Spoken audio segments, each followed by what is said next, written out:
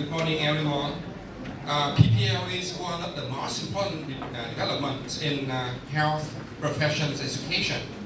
Problem-based learning now widely adopted in medical programs internationally. PPL has proved to be effective in promoting active learning, collaboration, communication skills, and critical thinking. A particular goal of this student-centered, problem-based approach is to develop physicians, our doctors to be, who practice science in action, rather than attempting to apply learned formulas to clinical education. The roles and responsibilities of PPL tutors are really important. The specific roles of tutors vary or different among medical educations. In Vietnam, PPL in health professions education is new, if not mentioned, at the infant stage. There hasn't been any formal PPL tutor training yet.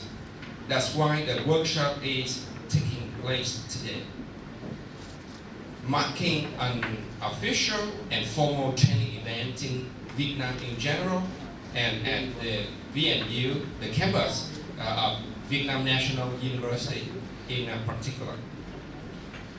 Today we are honored to welcome medical doctor Julie Ash, senior lecturer, and also the PPL consultant of Flinders University. I would like to introduce and invite all of you to welcome her. Yes. And Ms. Gillian Kent, also the PPL consultant from Medical School of Flinders University. Julie, we call them Julie and Gillian in a very friendly way and affectionately manner. Yeah. Julie and Gillian. Yes. Julie and Gillian have been tutors and researchers in PPL for nearly 30 years at Flinders University or throughout Australia. Yes. We also warmly welcome Professor Đhqg, Dean of the VNU Medical School.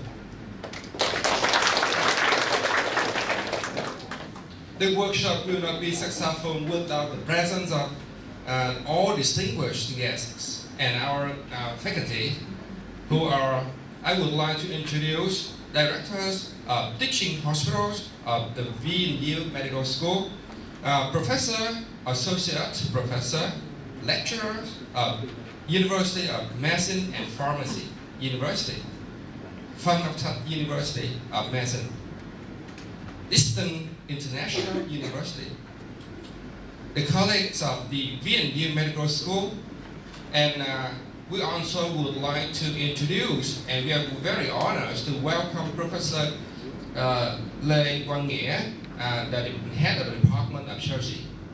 Yes. We would like to welcome Professor Trung Phi Hùng, the head of the Department of Public Health. We would like to welcome Professor Yu Dai from Eastern International University. We would like to introduce Associate Professor Nguyễn Tấn Vinh, Vice Head of the Department of Surgery. Associate Professor Trần Công Toại, Head of, is also the Head of the Department of Surgery. Associate Professor Trần Phan Trung Thủy, the Head of the Department of ENT.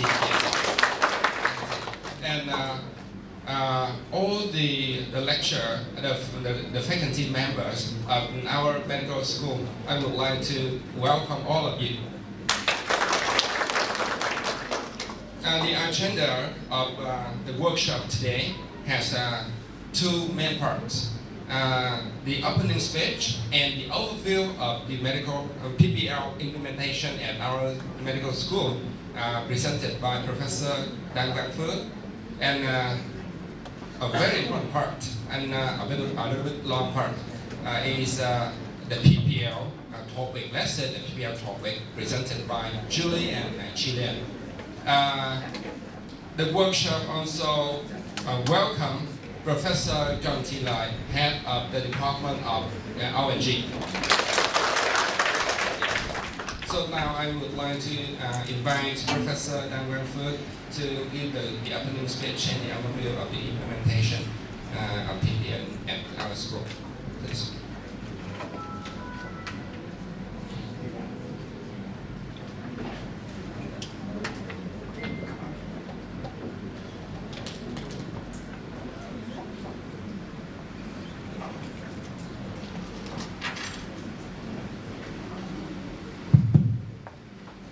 Good morning, everyone.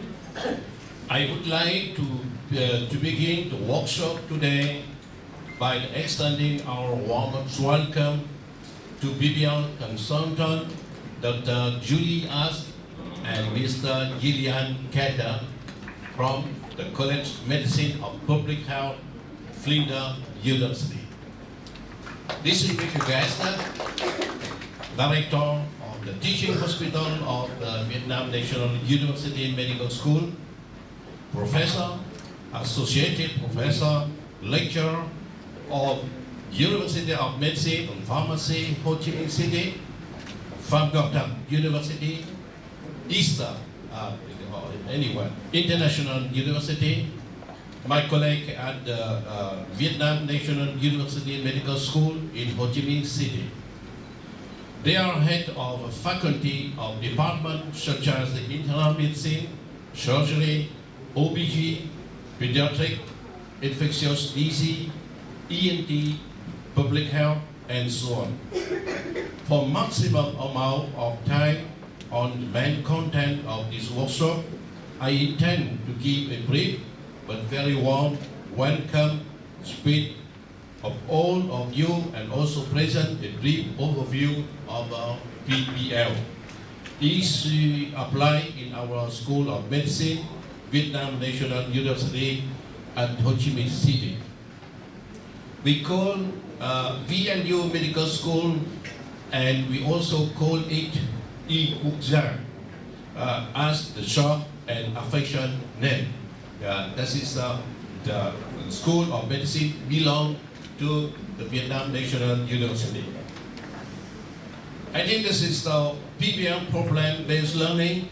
This is must-do activity in the module integrated curriculum. And I would like to say this is the Faculty of Medicine or School of Medicine. We apply, maybe this is the only School of Medicine we apply the system-based curriculum. Doing the PPL is our CV and dispensable requirement in our module integrated medical curriculum. In the development orientation of the VNU Medical School, we focus on developing of the MD curriculum with criteria such as integration, adaptability, and standard alignment.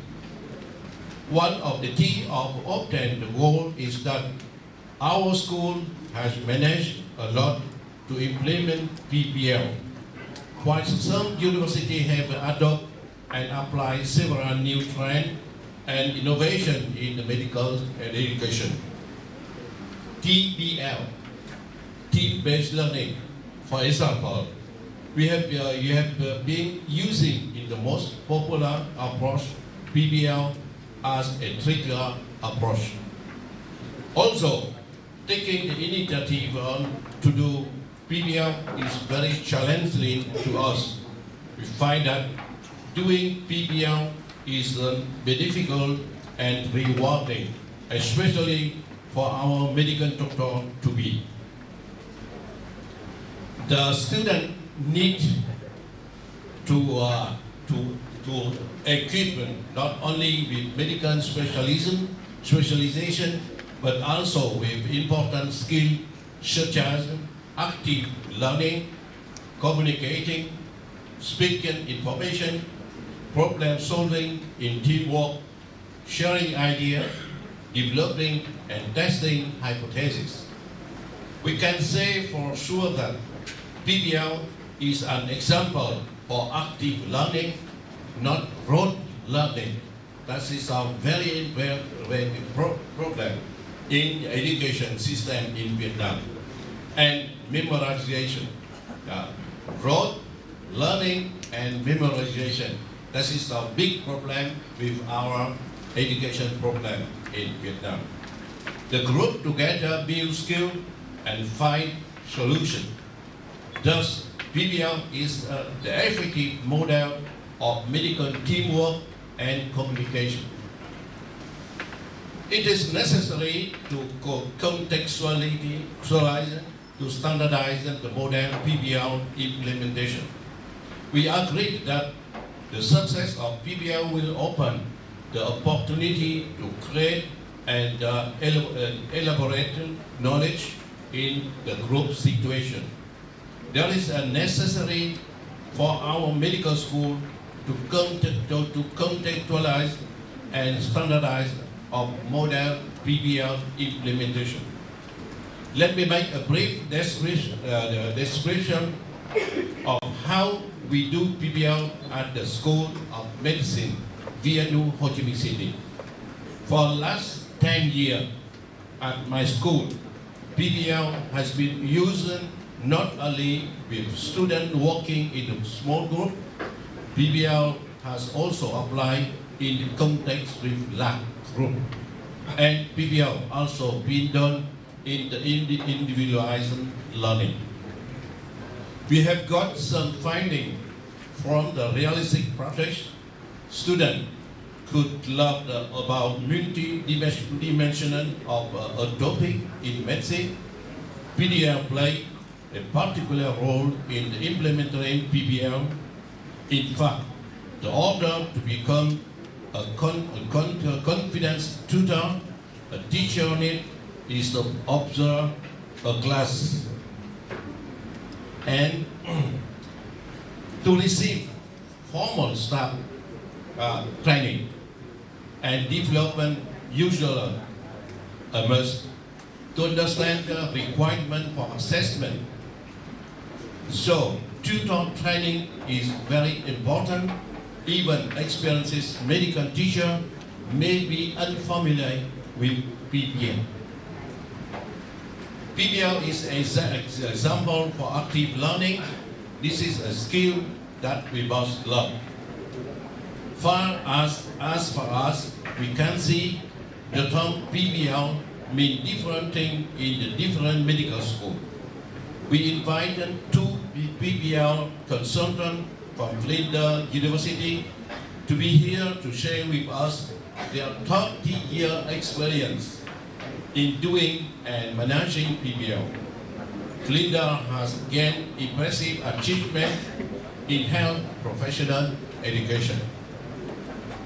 The PBL workshop provides information on the curriculum context of the PBL session, tutor responsibility, and expression to student role and contributor. In the follow-up, trainee tutor will observe and direct practice with the few sessions with 2 experienced effective PBL tutors. They are Julie and Gillian here. Once again, I want to affirm that PBL is an example of active learning, and if not to mention, in education 4.0. In contrast with rote learning and memorization, and in the workshop today, Julie and Gillian will share with us this with all of us. Time is moving on.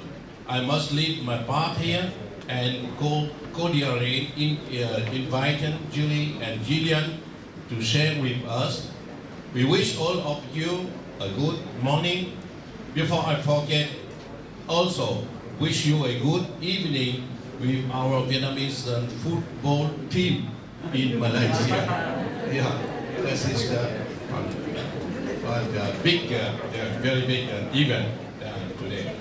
And we wish them, we are with the best wishes during the also the Christmas season and Happy New Year. Thank you very much.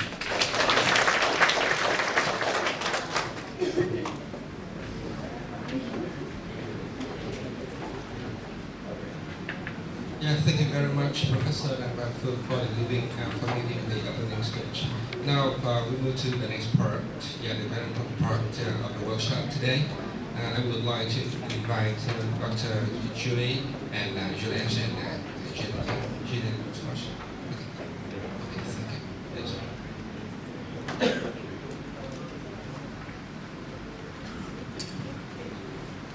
Good morning. Good morning, everyone. I am most honoured to be here. It is a great pleasure for both Gillian and I to come here and share our experience of PBL. We are, as you will find over the next few days, what is known as PBL enthusiasts. We love PBL. We love our PBL students. Before I begin, I would like to just acknowledge some people for inviting us here. I would like to acknowledge Professor Taewon, Professor Taefu, Associate Professor, did I say that right? No?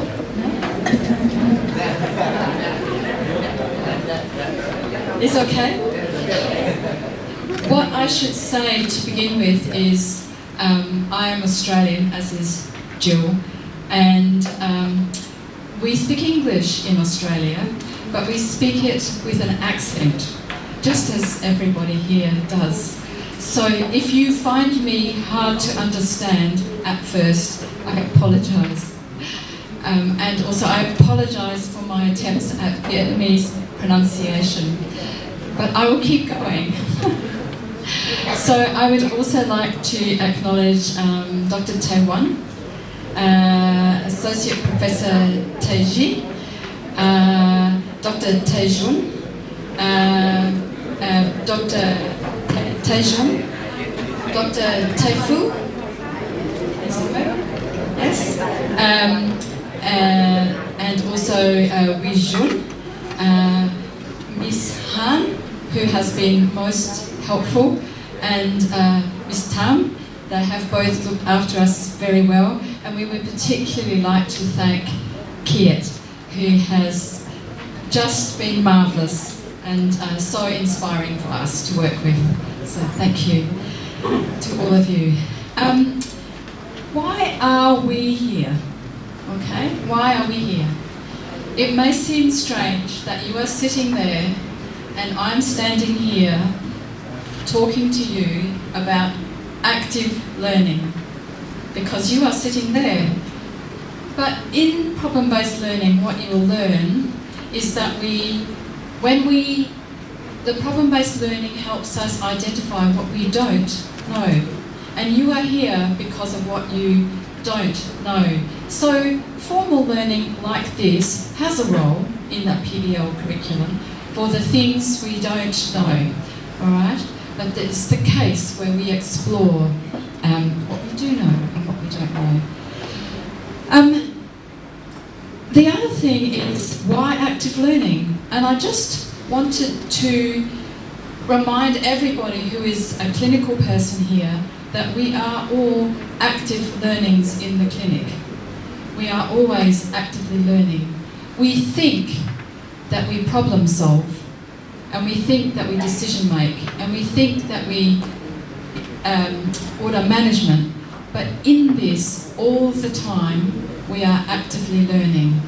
So active learning is important from the beginning of medical school, when we first start to think about cases, so that we can become the very strongest active learning doctors early.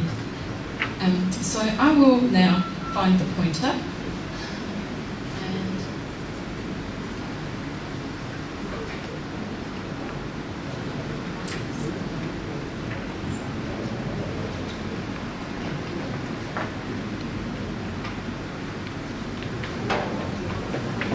I don't know about you, but that most active part of most lectures is trying to work out how to change the slides.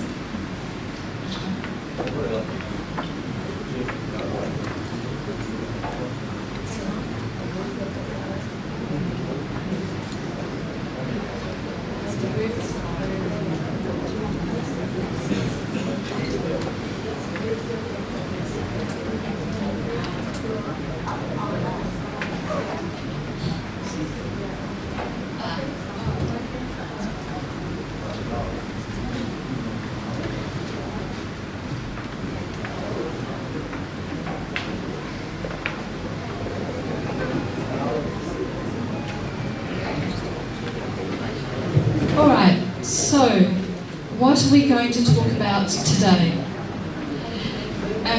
The first thing I want to do is actually define the innovation we are talking about, which is PBL as an active learning method. Then I want to talk about the implications of PBL for understanding learning and teaching, and then I want to explain the implications for curriculum design and delivery. Now, most of you are people who want to know how to do PBL tutors. So after this presentation, we will start to train you as tutors. But there is a bigger context in which you teach. So this presentation is about the bigger picture.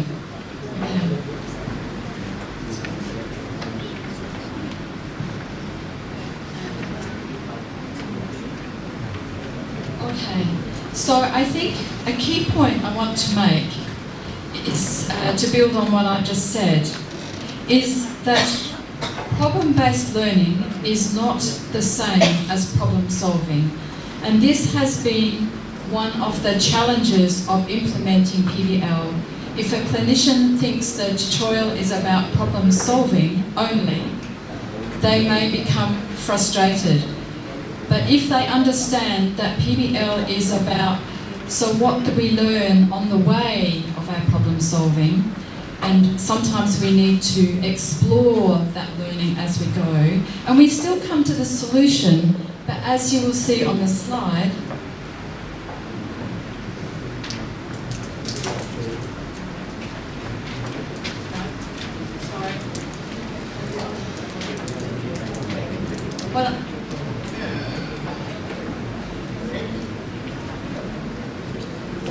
as you can see on the slide, I've tried to illustrate this graphically, that we still do the problem solving, but in the problem solving, we expand outwards to all the learning, which means that we can apply the learning we have with this one problem to other similar problems. We take that learning with us. So that is a key point.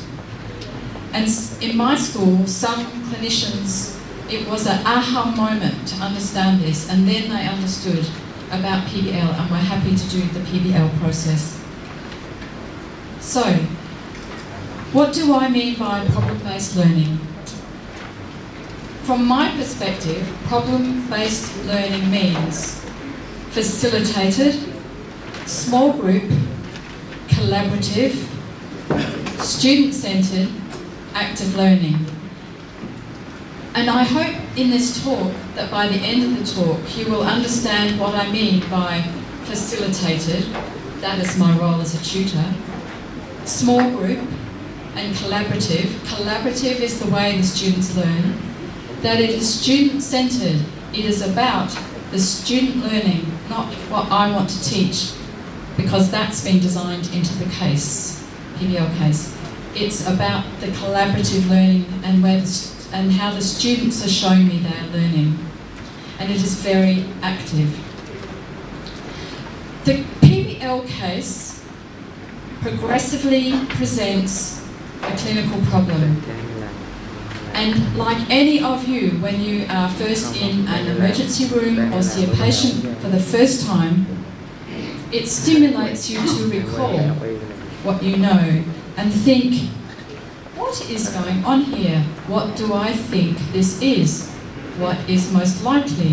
What is not likely? What is dangerous that I must also think of?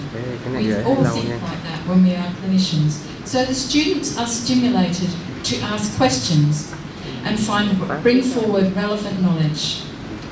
So the problem-based case for the students is in fact one of their first patients. But instead of it being a real life situation, instead of it being a simulation in a hi-fi laboratory, it is what we would call a lo-fi simulation, because it is a cognitive apprenticeship case. They need to think through, and the case makes the thinking very clear.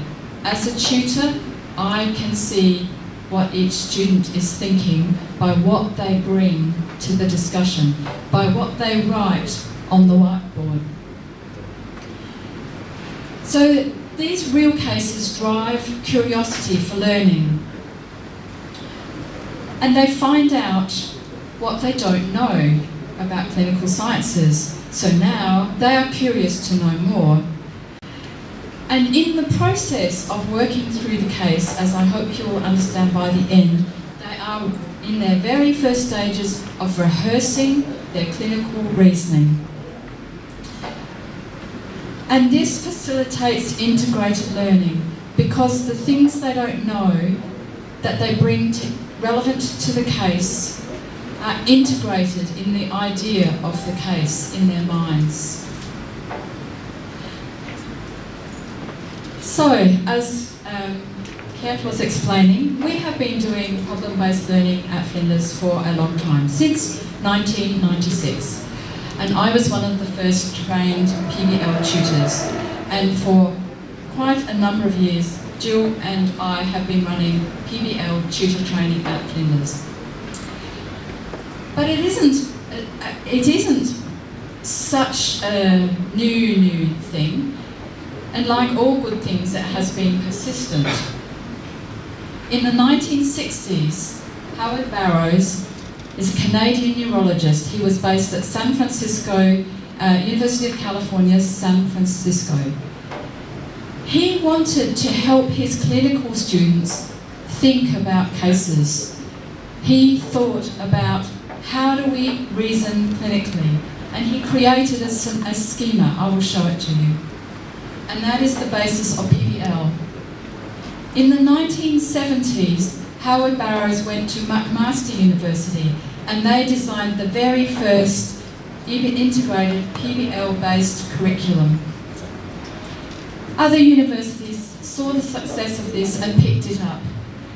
Through the 70s and the 80s, the University of New Mexico from the USA, who came and trained us at Flinders, the Harvard University, USA, who I've been to and visited, the Newcastle University of Australia, who also came to train us at Flinders. So you can see there has been a lot of sharing of this educational know-how, and now I come to share it with you.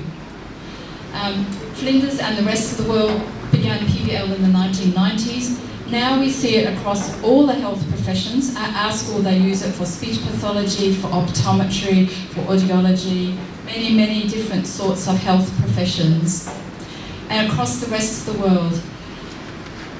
It's now no longer just an innovation, although for each school when they take it new, for them it is an innovation, but it is now regarded as a mainstream method for teaching in clinical education. Okay, so let us think about, thank you, active learning. Active learning is any learning that engages a student in doing.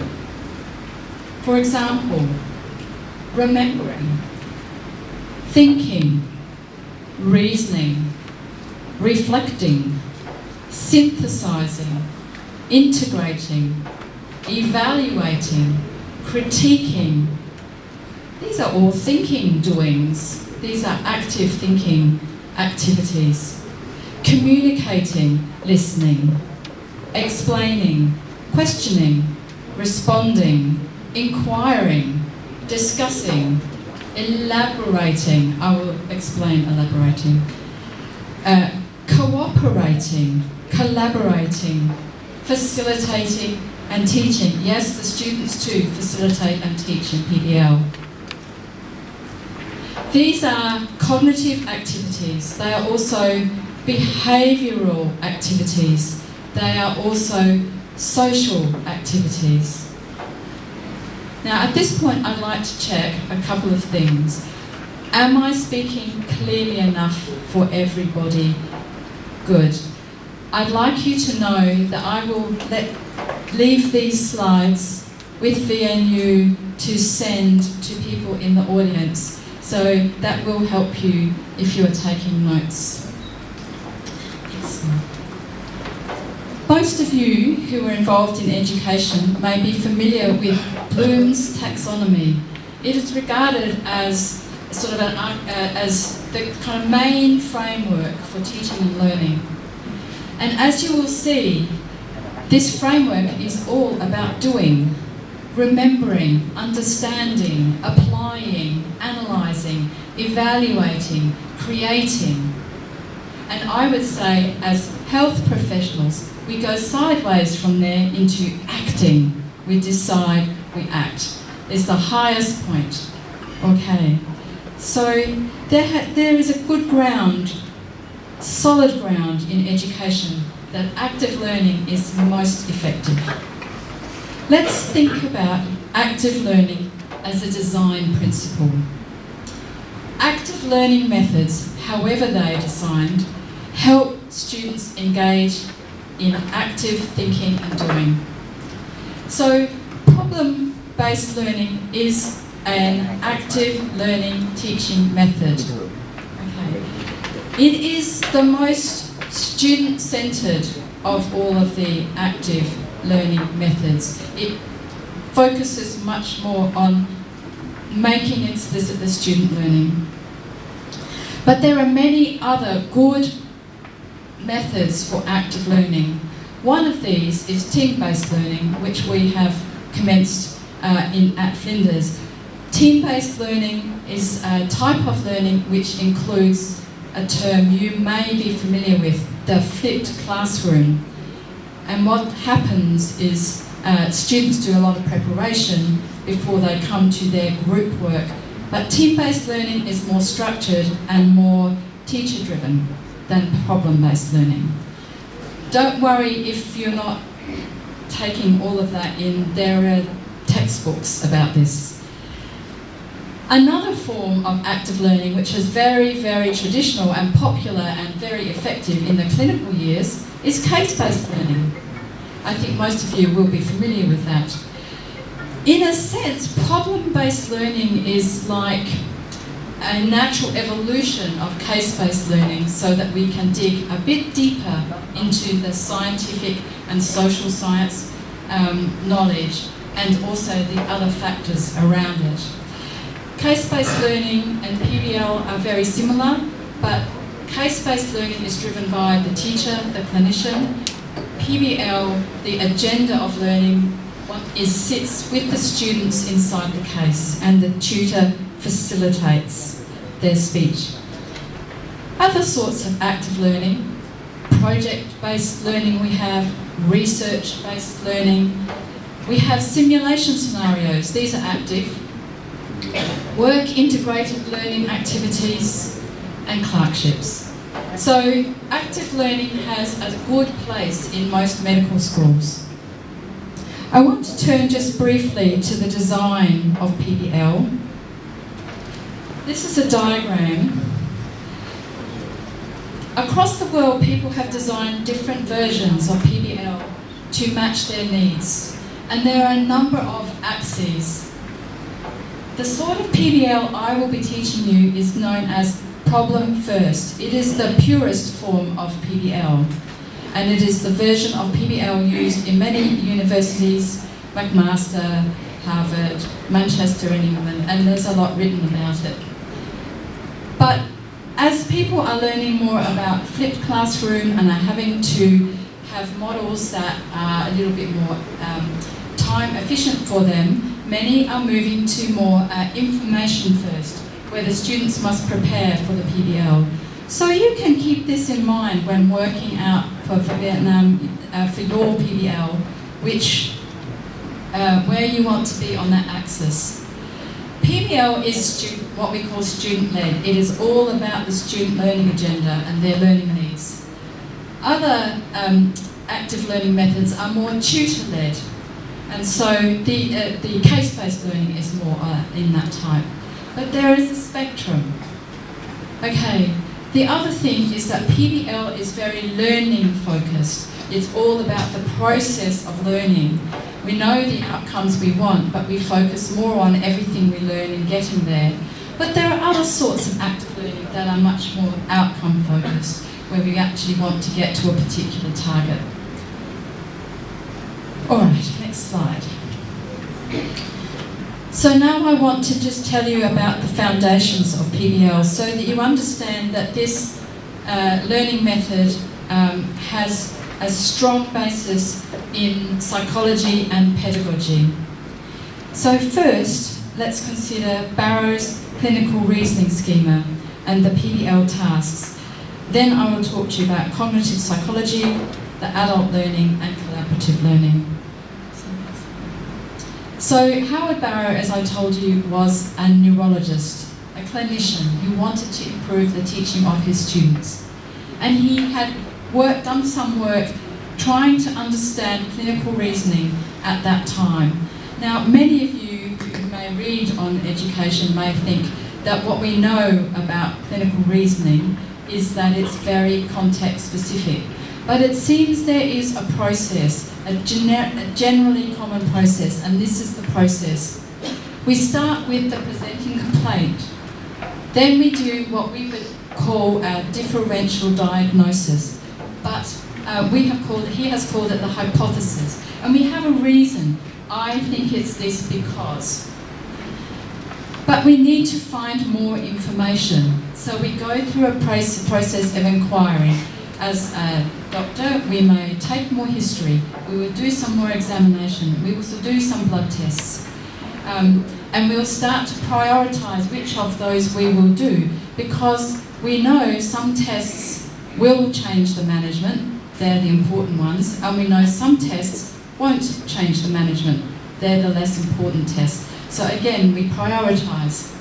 But we get new information and we synthesise it. And we may do some cycles of refining. But eventually we come to a problem formation, which is we think it's most likely this kind of problem, and then we can act. Okay, start making decisions. So that is one foundation. Let's look then. So the active learning tasks we build into PBL. Now I've put those same things in Howard's screening schema. So from the presenting complaint, the first part of the PBL, we go to what is the key information? Then hypothesize, what do we think is going on? And then we go to, well, what mechanisms explain that? What is the physiology? What is the biochemistry? What is the anatomy that we bring to help explain? In the discussion of the information, the hypotheses, the mechanisms, finding new information, we start to identify in the group what we know and what we don't know. And in PBL world, what we don't know becomes our learning issues. This allows the students to be strategic about what they spend their study time on. And they go away and they investigate, and they come back and they report back on what they found. Now, I just want to emphasise at this point that it is the report back that is the most important stage of PBL. That is where students bring their new knowledge, they share that new knowledge, they integrate that new knowledge, and they apply it to the patient case right then. So if we think about the active learning tasks that they're doing, again, they are applying knowledge, they are analysing, they are rationalising, they are elaborating. Elaborating means they are building, they are expressing out, elaborating what they understand, but they are also building on their own knowledge. They are evaluating what do we think is important, etc. They are researching, they are synthesizing, they are co-constructing. So it's a very, very active process, but this is all going on in their minds and in their discussion, which is where we see what is in their minds. Please, if anybody needs me to explain anything further, I'm happy to take questions at the end. Next, let's think about the cognitive basis of PBL. Okay, a PBL case is often, as I said, the student's first case. Their first patient, their second patient, their third patient. The case gives context to their learning. It is stimulated by and applied to relevant clinical cases. Students, if their first case is in our school, is a case of a man, Fred Eric Sands. Our first case is called Eric Sands. It is a cardiac case. Our clinical students tell us they always remember their first cardiac case. It was the PBL Eric Sands. That is the first case in their clinical database. When they first read the presenting symptom, they're not cardiologists, but it activates what they know. They know things about the heart, they know things about pain, they know things about emergencies, they know a lot from their families. They've had an uncle who had a heart attack. They bring all sorts of knowledge. Not all of it good and, is correct, but they bring all sorts of knowledge to the discussion. And in the small group discussion, they elaborate. They take part in discussion. I think this. Oh, why do you think that? Oh, I think this because there's this mechanism. Oh, can you draw it on the board? Okay, I'm drawing it. But what's this? I don't understand. So what they're doing is they are speaking out their thinking. I just want to make a point here, which is that this presentation of the case and the activation of prior knowledge is often called problem first. So PBL is a problem first kind of active learning. The flipped classroom is knowledge first. And then, so again, this is a point of difference that you can decide which way is most important for you, but we are in favour of problem first because of the curiosity. Hank Schmidt describes it as epistemic curiosity that is stimulated by the problem. Okay. So just to illustrate this, I'm not from Vietnam, but this creature, I think, may be familiar to some of you. Do people know what this creature is?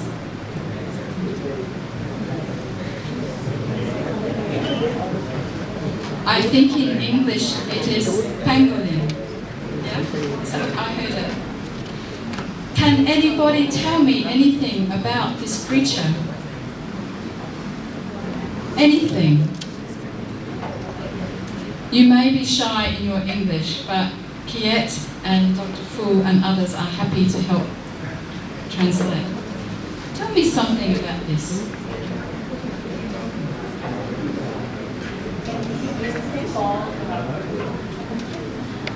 Can we use the for medical treatment, oriental So, it is used as a traditional medicine. This is true.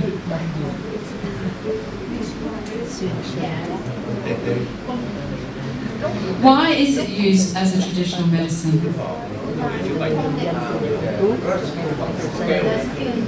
The scales.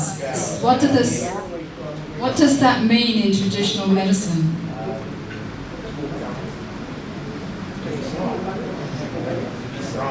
To be strong. The animal represents strength, and it has that use in traditional medicine.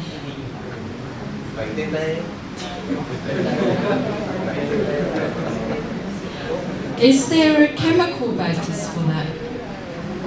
Do we know the pharmacology for that? Keratin. Okay, so this conversation could have gone a number of ways. Somebody may have told me about its life in the rainforest. I don't know a lot about this creature, and I deliberately chose it as something I thought people would know about it. But I can keep asking you questions to find more, We have just shared some knowledge. Perhaps it was common knowledge in Vietnam, but I didn't know that that was the basis of its use in traditional medicine. So I, as a tutor, have learned from you. Yeah. Okay.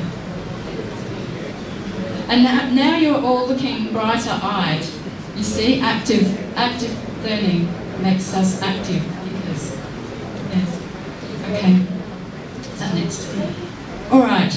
So, I know that I will perhaps be giving you a lot of information here in one hit, but what I hope is that we, particularly those who are doing the training, that we will explore these ideas more.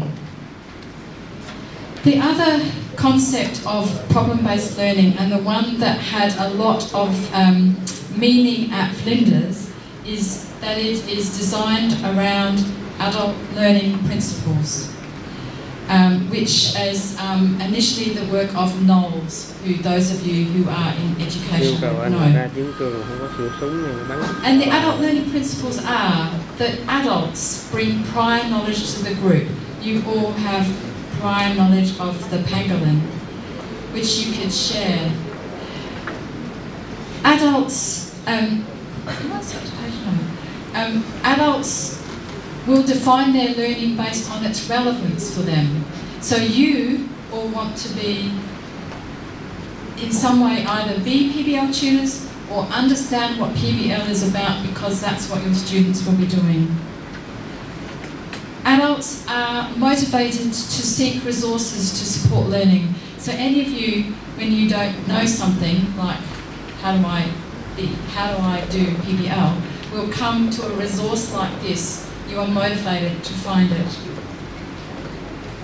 You share new knowledge and you apply to the cases that you have.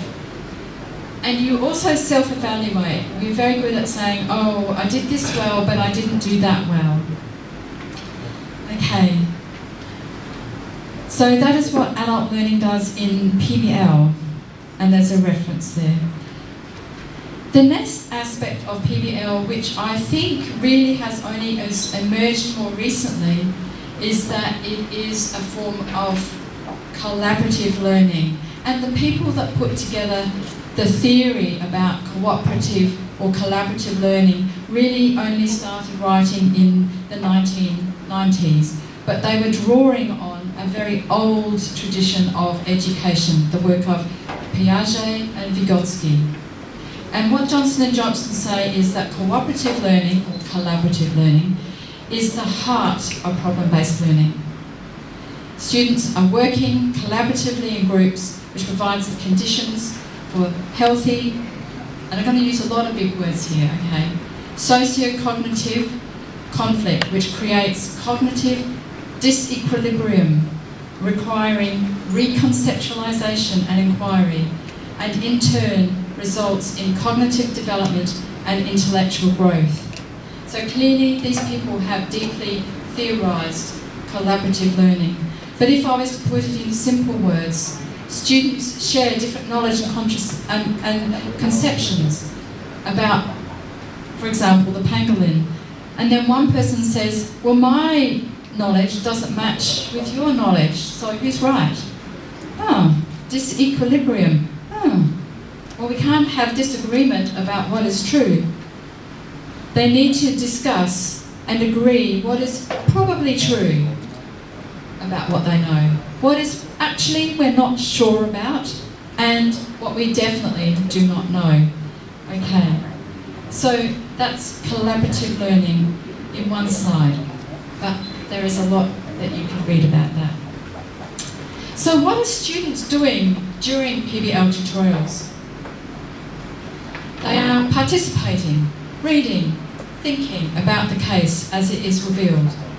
They are collaborating, cooperating as a group, helping each other. PBL students do help each other. They soon learn who has strengths and who needs weaknesses. You find that students who know a lot about a subject will coach another student who doesn't know a lot outside of the PBL. They form study groups together. They collaborate a lot. They do the PBL tasks, identify information, hypothesising, mechanisms, etc. They collaborate in knowledge construction, putting their knowledge together to create an understanding that was bigger than they had individually before the tutorial. They find out what they don't know, they identify how to find out, and they prepare for reporting back to the others at the tutorial. At report back, they are explaining to each other, co-constructing a shared understanding. And then we get the next part of the case, which means they've got their new knowledge fresh on the table, fresh on the whiteboards. We go on to the next part. We go on to the next part of the case. Is that better? We go on to the next part of the case, and immediately they get to apply their knowledge. And as a tutor, we say, how does this explain that? Okay. What is the tutor doing during PBL? Funnily, at our school, some people thought that a PBL tutor does nothing. We had one PBL tutor who just went to sleep in the tutorial. The students complained bitterly. Okay. Gillian and I will tell you that PBL tutorials leave you brain tired. You have to go and find a cup of tea and lie down for a little while after a PBL. It's very tiring, but it's very stimulating. So the tutor is actively listening, allowing the students to puzzle and discuss. There is a tendency for us to correct too soon or jump in too soon. And sometimes if you let the students correct, they come to the right place. They self-correct and they come to the right place. And at that time, they have their own understanding built into their minds, not your understanding pasted into their random access memory to be lost long term. Okay? If I can use computer analogy. The tutor is questioning when essential to prompt. So you hear the discussion and you start to think, oh, I think I know what the problem here is. So you might put a little prompting question in, something like, well, what if the patient was 90 years old? A different type of patient. Just to help them suddenly think, oh, okay, now we get where we need to go, just by prompting them. Tutors facilitate inclusion and respect. This is really, really important, because when PBL groups first come together, particularly if students come from a competitive environment, they are all jockeying with each other, who's best, who's worst, all of that, etc. Sometimes people are quiet because they think, oh, everybody else knows this and I'm not sure, so I'll just go and look at a book after the tutorial. But as a PBL tutor, you watch carefully. You watch carefully. And when a student who is quiet speaks, you look at that student and you nod at them. You give them a signal. And that you're saying, come, speak. And just through doing that, you're communicating respect for that quieter student. Sometimes you need to be more active. A student says something that is hurtful, then you act straight away. Can you think of another way to say that? Okay. So we bring about respect. We create a safe learning environment. We prompt students to identify what they don't know. We actually, once they're having the discussion and they're getting to a point where, they're not sure, we push them. We push them with questions to get to the point where they say, we don't know and we need to ask a question to find out.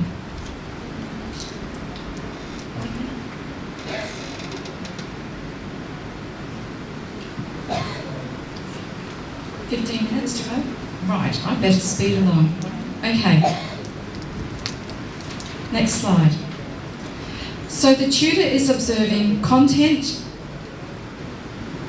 checking how the PBL tasks are going along, and checking the group process. Let us think about the implications for teaching and learning. So PBL is what I would say a paradigm shift. Your students will need permission to learn this way, particularly if they come from an environment where they are not used to speaking up. So the tutor guides this, okay? We know that our first PBL, we know as tutors, is always a little bit stiff because the students are shy. But eventually they come forwards, and in a few weeks they look like a completely different group of students.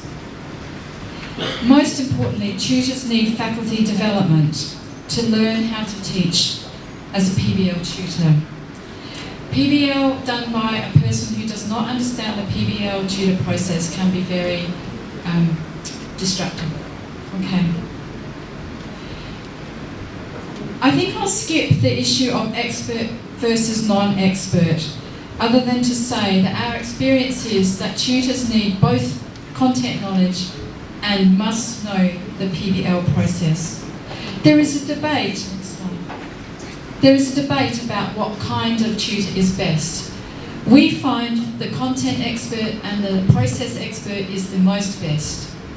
We have many tutors who would not call themselves content expert, but because we brief them and they have a science background and they know the knowledge, they are content generalists, and they too are very good tutors. The people who are not happy are particularly clinicians who don't understand the PBL process. Then they're like, I can't make sense. So the PBL tutor training is particularly encouraged for those people to help them understand how to facilitate. Also, students need preparation for PBL. So on Saturday, we will be working with your student group. I'm going to talk a little bit about implications for curriculum design, and because time is moving along, I'll go a little bit faster than I was going to. So if I can have the... I was going to tell you quite a bit about implementing PBL at our school, but I think at this stage I might leave it for now, because I have gone a bit slower than I had thought. Other than to say, we were in a very similar place to where you are today when we decided to do PBL. I have a picture there of a PBL group in Adelaide at Flinders. And just to explain to you that we've had 20 plus years of successful PBL, and there's a story about how that success came about, but I think perhaps I can share that with some of the more senior staff who are involved in curriculum development another time. Just also the next slide is to, can you just click through that? Yeah, just click it on. Yes, I'm sure. We have a curriculum model which integrates, this is an integrated curriculum model where we integrate our principles and practices with our course content and our outcome, and problem-based learning is at the foundation. But I will leave that one too, because that is more for the curriculum designers.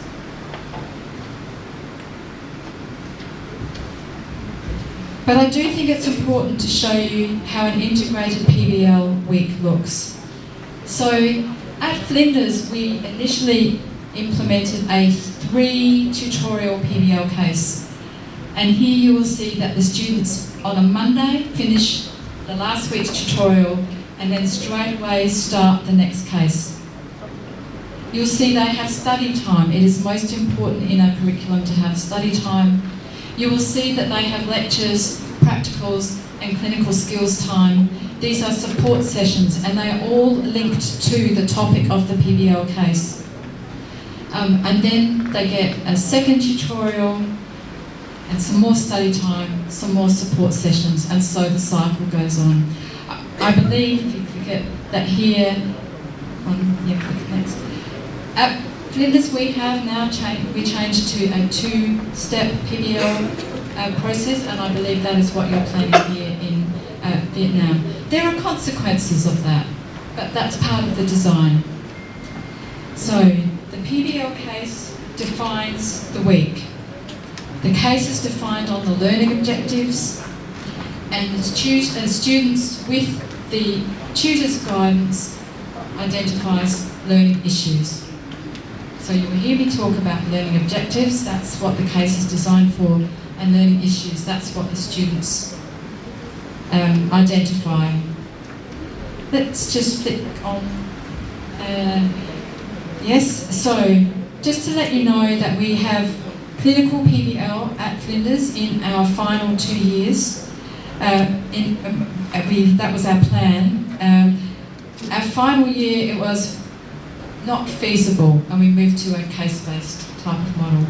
But in our second to last year, we have many different models of clinical PBL. Some use paper cases, and like for example our surgery rotations, and the surgeons like it because it gives them a basis for defining the curriculum. Others use real patient cases, and they are physicians. They like the students to bring the patient, and the student acts as the patient. Oh, I've got a sore throat and such a terrible headache, and the other students have to question them. So it's like it's a real version of the PBL without paper, but it's based on a real case that the student has seen. You can read about the different sorts of things that we do at Flinders. We have publications, so I'll leave that there. I think the key thing I want to talk about is, in terms of the implications for curriculum design for you, you need to align the design of PBL you use for the student learning needs at the stage they are. So you might use a different active learning method in year 1 and 2. You might do, I think PBL for us, our students are graduate entry. I think that's about your year 3, 4, 5, but Gillian and I actually think you can do it earlier, but we'll leave that with you. And then there are clinical versions of PBL based on real cases where students also bring their similar cases. And there's a reading I think I gave you by O'Neill from Manchester where he describes that kind of model, and it is very successful. You need to align what you design for your PBL with your assessment. If your assessment is all about rote learning and what do you know, it will dampen PBL.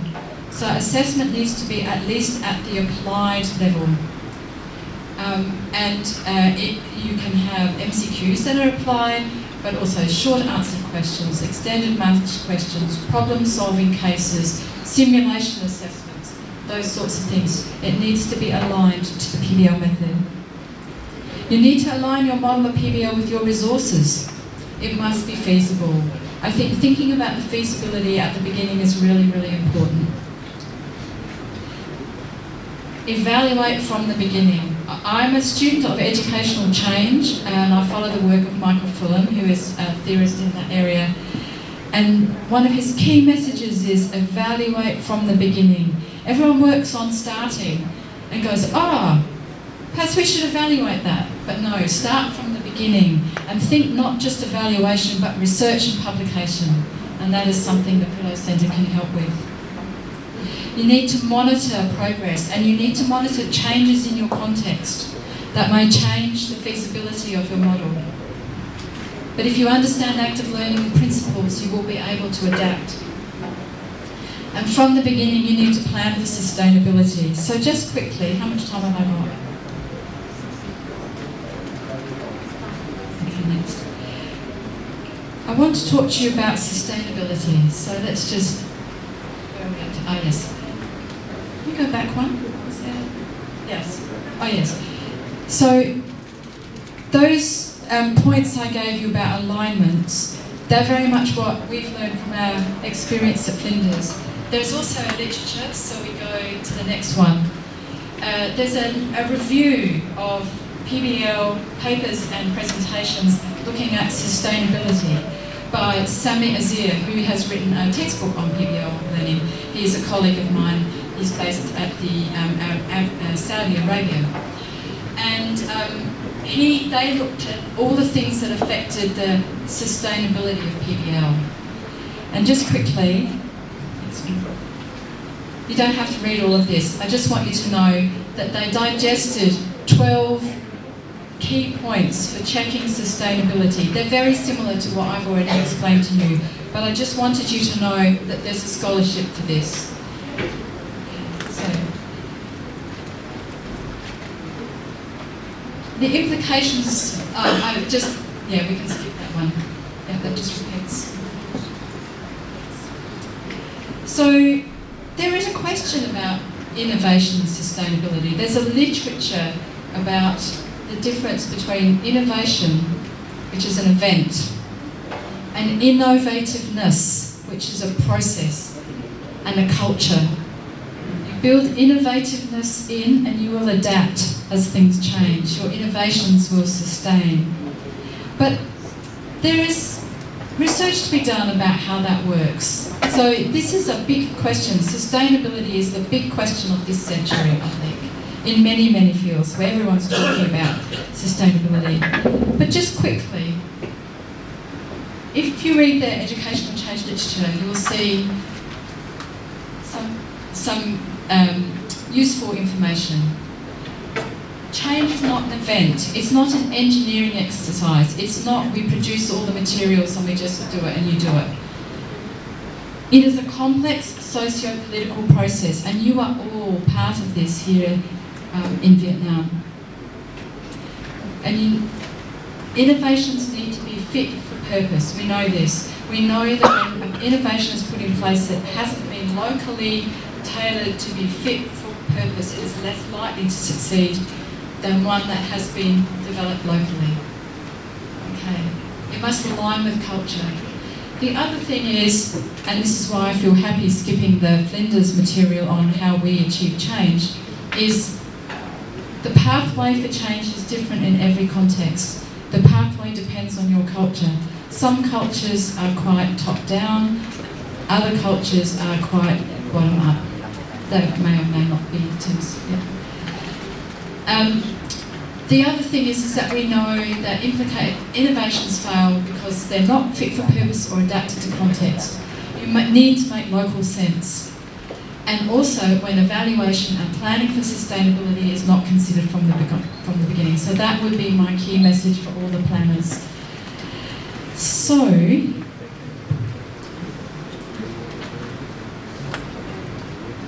welcome to your journey in PBL.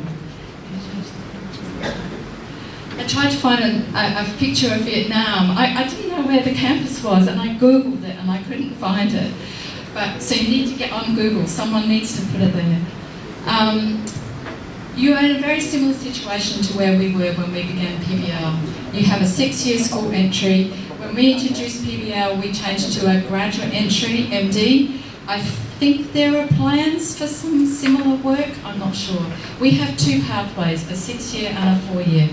Okay. Similar to you, at that time we had an integrated systems-based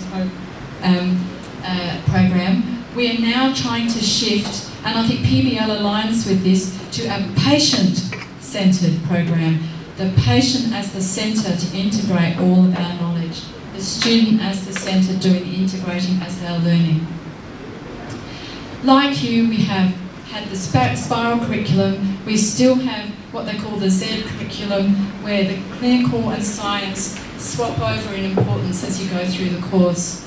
And also similarly, we use the principles of the spices at that time. So, Gillian and I would just like to thank you for asking us to come and run a workshop with you. This was your information download. Don't worry, we'll be going through a lot of enacting a lot of this kind of concepts in that workshop. We'd just like to say we're pleased to be part of it and thank you.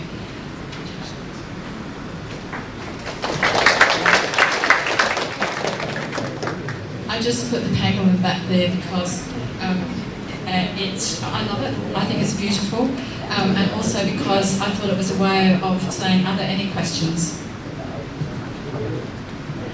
Or would you like to have morning tea? Thank you. Very nice presentation about definition and the role of PBL in the medical education. Let me shortly in Vietnamese shortly. Chúng ta vừa nghe một cái bài rất là kỹ, rất là cơ bản đấy. Đây là những người mà họ rất có kinh nghiệm về vấn đề PBL trong giảng dạy y khoa. Thì cái workshop này chúng tôi chỉ muốn nói với các anh chị như thế này này. Nó có sự thay đổi về đào tạo y khoa trên thế giới. Cái sự thay đổi đó là nó quyết định tới cái chương trình, cái cách dạy như thế nào. Và trên thế giới thì nó có hai cái cách. Một cái cách nó rất là traditional, chúng ta tạm dịch là rất là kinh điển. Đó là cái chương trình của Pháp, của châu Âu, và vân vân các thứ. Nó thường kéo dài 5 năm, 6 năm, vân vân. Và nó đi là các basic medical science, tức là khoa học cơ bản như là sinh lý, sinh hóa, rồi những cái chuyện này là khác. Xong học năm nhất, năm thứ hai, sau đó bắt đầu sang tới clinical science, tức là từ triệu chứng học, rồi tới bệnh học, điều trị học, giống như chúng ta làm. Và tất cả các trường đều làm trên thế giới như vậy, chỉ có cái thời khoảng thôi, 6 năm hay bao nhiêu năm. Nhưng mà gần đây ta thấy rằng cái việc chia ra như vậy, basic medical science tách riêng ra so với lại cái clinical science khi đi nội ngoại sản nhi, tất cả các bộ phận đó, nó làm cho những cái kiến thức về y cơ sở đó nó không được trải dài cho tới khi chúng ta đi lâm sàng. Tới khi lâm sàng chúng ta thường mai một. Những bác sĩ ở lâm sàng thường hay nói về chuyện lâm sàng, cũng ít khi nêu lại những cái chuyện rất là liên quan tới y học cơ sở, tới vấn đề sinh học phân tử, vấn đề sinh học tế bào vân vân. Ít này cũng có một phần là vì các thầy cũng quên rồi, cũng xa rồi. Và vì vậy cho nên là hình như hai cái phần đó nó bị tách biệt ra. Và chính vì tách biệt ra cho nên cái ý thức. Còn ngược lại, những năm thứ nhất, năm thứ hai, khi học những chuyện đó, học giải phẫu, học cái cùi chỏ, học cái đầu gối, nó cũng chả biết nào, nó cứ học rất là quen, bám tận chỗ này chỗ kia, học thuộc lòng, nhưng không hiểu cái đó để làm gì, tại sao nó để ra cái đó, và nó giải trước chức năng gì, từ chức năng đó nó ra cái chuyện gì, ra cái chuyện gì, nó ra cái bệnh lý gì, ra bệnh lý gì, có triệu chứng gì. Cái lúc nó bị gãy, nó bị đứt thì triệu chứng như thế nào và người ta chữa như thế nào, không có một cái nhìn toàn thể về toàn cục về chuyện đó. Cho nên trên thế giới nó có một cái xu hướng là bây giờ người ta integrate, tức là người ta tích hợp lại, làm sao cho những năm thứ nhất nó không phải chỉ là vấn đề các cái y học cơ sở không, mà là có rất nhiều kiến thức lâm sàng vô. Thì các anh chị coi trên thế giới bây giờ những cái bài cuốn sinh lý của Đhqg chẳng hạn, giống như ngày xưa chúng ta chỉ học như thế nào thôi. Đây có cô Hương nhớ rất rõ, chỉ học mô tả tại sao sốt, cơ quan đấy, tim đập, vân vân, tất cả thứ chỉ là sinh lý thôi. Thì cái xu hướng bây giờ những cái cuốn sinh lý đó họ bắt đầu nói khá nhiều tới các vấn đề liên quan tới bệnh lý nữa. Khi nó bệnh thì như làm sao, khi huyết áp nó thay đổi thì nó cao huyết áp vân vân, họ đưa ra khá nhiều. Và cái integrate đó nó làm cho cái chương trình được gọi là chương trình system based curriculum, là chương trình dựa theo, tích hợp dựa theo vấn đề. Tôi lấy ví dụ thì tim mạch chẳng hạn, thì không phải chỉ có nói sinh lý tim không, người ta bắt đầu đề cập tới cả vấn đề triệu chứng trong tăng huyết áp, nguyên nhân của tăng huyết áp, và kể cả những phương pháp điều trị nữa về nguyên tắc. Và như vậy thì cái sinh viên dần dần khi nó học ban đầu nó đã có một vài các hiểu biết hướng dẫn về vấn đề những chuyện bệnh tật và làm. Và ngược lại cái chương trình này là tới năm thứ 6 vẫn còn có những bài nói về vấn đề sinh học phân tử, lúc đó lại nói sinh học phân tử, tế bào gốc, rồi những cái chuyện gì vân vân, vẫn được tiếp tục cho tới năm thứ 6 để cho sinh viên thấy rằng muốn chữa thì đúng rồi, chữa thường, nhưng phải có những nền tảng đó là tiến bộ khoa học về y học cơ sở vân vân. Thì cái đó là một cái thay đổi, và cái thay đổi đó có nghĩa tóm lại và ở khoa y Đại học Quốc gia là một cái đơn vị nó khởi đầu, nó tiện hơn các trường khác, là khi khởi đầu cái gì thì chúng ta bắt đầu và cứ như thế nó đi lên. Nó khác với trường Đại học Y Dược Thành phố Hồ Chí Minh. Ở Dược Hồ Chí Minh muốn làm thì các anh chị biết là vì nó đã có một chương trình chạy khoảng 70 năm nay rồi, nó y như vậy. Bây giờ muốn chen một cái chương trình mới vô thì phải cuốn chiếu, chứ không thể nào mà từ đâu bỏ được. Và như vậy thì chúng ta biết rằng cái chương trình internet này thì ngoài Đại học Y học Quốc gia gần như là đầu tiên, nếu không kể tới cái gợi ý nói cho nó vừa vậy của Đại học Cần Thơ. Đại học Cần Thơ với sự giúp đỡ của Hà Lan, họ đã định làm cái chuyện module đó rồi, nhưng mà sau này làm được giữa chừng thì là bị gạt đi, bị bỏ đi, lại trở lại cái chương trình y như cũ, tức là traditional. Và đó quả thật nó đã bộc lộ ra trên thế giới rất nhiều những cái nhược điểm trong vấn đề đào tạo. Do đó cho nên là người ta mới ở đây làm, và tôi biết được theo cái chương trình của ngân hàng quốc tế đó, ngân hàng thế giới đó, thì là Đại học Y Dược với rất nhiều các trường làm, và Đại học Y Dược đã theo cái hướng giống như vậy, tức là cấu tạo lại một cái chương trình tích hợp theo vấn đề và cũng kiểu mô hình hóa, và điều đó thách thức rất là nhiều. Tất cả những chuyện này chúng tôi cũng cho rằng thách thức rất là nhiều, và không thể nào chúng ta đổ ngược ra đâu, nó sẽ đem lại những cái rất lợi. Sinh viên đây chỉ nói theo ngành để chúng ta nói vấn đề problem-based learning nó nằm ở đâu trong cái thay đổi chương trình. Cái việc thầy này nó đã thay đổi, và những cái khóa học của cái khoa y Đại học Quốc gia này ra, chúng tôi chưa nói gì đến chất lượng hết. Chất lượng có giỏi hơn hay không giỏi hơn nó không là vấn đề, nhưng quả thật sinh viên được các bác sĩ ở các bệnh viện nhận định rằng sinh viên có vẻ tích cực hơn, có vẻ chịu khó hơn, và cái điều quan trọng hình như nó biết nhiều chuyện hơn là các sinh viên của các trường khác. Hình như nó biết nhiều chuyện hơn, và có những thầy nói rất hay là chuyện đó đáng nhẽ của Trung học cấp 1, cấp 2 tại sao các em biết. Đó chính là cái internet, đó chính là cái việc chúng ta đã đụng chạm tới những chuyện này khá sớm, cho nên sinh viên biết nhưng mà có thể chi tiết là không biết. Nhưng bây giờ chúng ta học rồi chúng ta biết chi tiết, bây giờ không phải là vấn đề, vì chi tiết bây giờ có rất nhiều sách vở, có bấm máy lên nên những cái internet vân vân các thứ rất là nhiều chi tiết, nên cái cuối cùng là cái tư duy. Thì đấy là một cái mà chúng tôi thấy là nó đạt được cái chuyện mà chúng ta làm, thì con đường là đi như vậy. Thế khi thực hiện cái chương trình này đó thì dần dần cũng nổi lên là phải active learning. Rõ ràng là các anh chị cũng đồng tình với tôi là một trong vấn nạn của cái giáo dục của Việt Nam đấy chính là từ chương. Cái cách học dạy từ hồi nhỏ ở nhà là mẫu giáo chồi non chồi già đến lớp 1, lớp 2 đã từ chương rồi. Tại vì tôi chứng kiến rất nhiều cảnh mẹ cái nói sau khi rửa chén xong bắt đầu có cái vụ nó gọi là dò bài. Cái vụ dò bài có nghĩa là đứa con đó buồn ngủ muốn chết, thức dậy đọc lại thật kỹ tất cả các cái bài không thiếu một chữ, cứ sai một chữ là ăn một cái tát, sai một chữ cũng phải là ăn một cái bậc. Và như vậy cái đứa bé đó nó học rất là kỹ, học rất giỏi, và đương nhiên những em bé gái học giỏi hơn, em bé trai thì nó chậm hơn. Rồi lên tới năm thứ nhất, rồi các anh chị nghĩ lại đi, sinh viên các anh chị này bị dược đại học Học Thành có phải là đến cũng vừa dở ra bài là dở bài ra chép. Cái lúc thi cho một bài, trong ra câu rồi nói càng trả lời đúng cái ý của cô giáo thì điểm càng cao. Và như vậy chẳng có cái khác gì. Có những cái vừa đọc ra sẵn không thầy ơi sao nói cô giáo này thầy đang đi nước ngoài mà tại sao lại do đề thi, tức là đoán cả chuyện đó.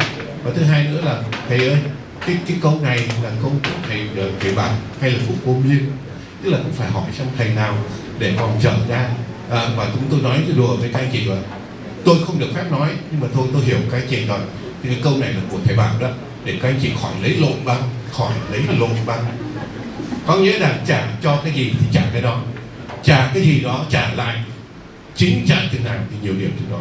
Và cái đó nó bộc lộ nhược điểm là cứ như thế, thầy nói A thì A, thầy nói B thì B, thầy nói là nếu náo thì là ra nếu náo, thầy nói là phần mỹ luận thì dưới nó cũng mỹ luận.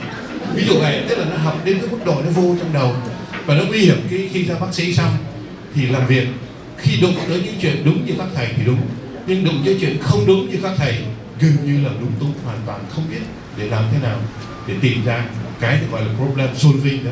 Thì chính chúng tôi là những người đã thừa hưởng hoặc là sử dụng các cái sản phẩm do trường đặt ra, thấy rất rõ những việc đó. Và vì như vậy bên cạnh cái chuyện về ngoại ngữ chúng ta không nói thì càng chẳng lên, thì cái chuyện và cái thinking đó, tức là những tư duy, cách nghĩ vân rõ ràng phải thay đổi. Và cái thay đổi đó nó sẽ giúp cho các bạn đó về sau này từ từ học lên, có điều kiện vân vân sẽ đi xa hơn, cái điều cũng rất khó. Và chính vì những chuyện đó cho nên là cái chuyện mà thay đổi cách học active learning, còn active teaching thì thôi chúng ta cũng nói về các thầy giỏi quá không dám đụng với các thầy, hôm nay để ngồi toàn các thầy, nhưng mà active learning thì chúng ta thấy có vấn đề.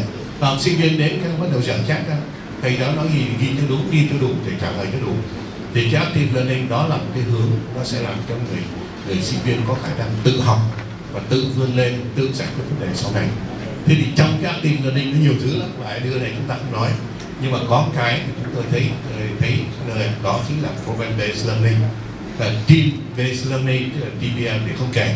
Nhưng problem based learning, bản thân tôi là người dạy học, bản thân tôi là người cũng đã đi học, cũng dạy học, cũng đã trải qua, cũng đã case study, tức là mình là này đến giờ phân công có bệnh nhân 8 giường số mấy đó đến đầu với 3 làm bệnh án đi, các em làm bệnh án lên và trình bày, tức là gọi là trình bày giống như chúng ta đã làm bao nhiêu hôm nay. Tốt không? Tốt chứ. Tại vì khi các bạn những chuyện này có thầy nói là bây giờ các cậu cứ vớ vẩn, cứ như ngày xưa đi, dạy như ngày xưa cũng ra những người tốt như cậu hoặc là tôi đây này. Con giáo sư cũng tốt đó, đâu có cần gì đâu, đâu cần phải test, đâu có cần phải làm câu trắc nghiệm, đâu có phải cái chuyện problem based learning làm gì, cứ dạy như vậy đi. Thì cũng ra những người tốt như này, nhưng mà lại đi đấy là tốt người khi nó ít, khi những vấn đề nó chưa nhiều, mà càng ngày các anh chị thấy càng ngày càng nhiều. Và nếu chúng ta nghĩ tới chuyện nhiều thì problem based learning theo tôi nghĩ rất là đơn giản thôi. Các anh chị thấy nếu mà case study từng cái một, chúng ta chỉ chọn được một ca thôi, và cái ca đó cái người nào học được nhiều nhất chính là cái khổ chủ, là cái thằng sinh viên mà nó bị phân công làm bệnh án đó là nó học được nhiều nhất, là vì nó phải coi bệnh, nó phải coi, phải làm. Rồi sau đó thì ông thầy bắt đầu ông đi gọi là đi chạy xô ở đâu đó, quay trở về trình đi, trình. Mấy cái em dưới cũng có đứa nó khám, có đứa hoàn toàn không khám. Cái ca đó hoàn toàn là rất là cá biệt, không có vấn đề.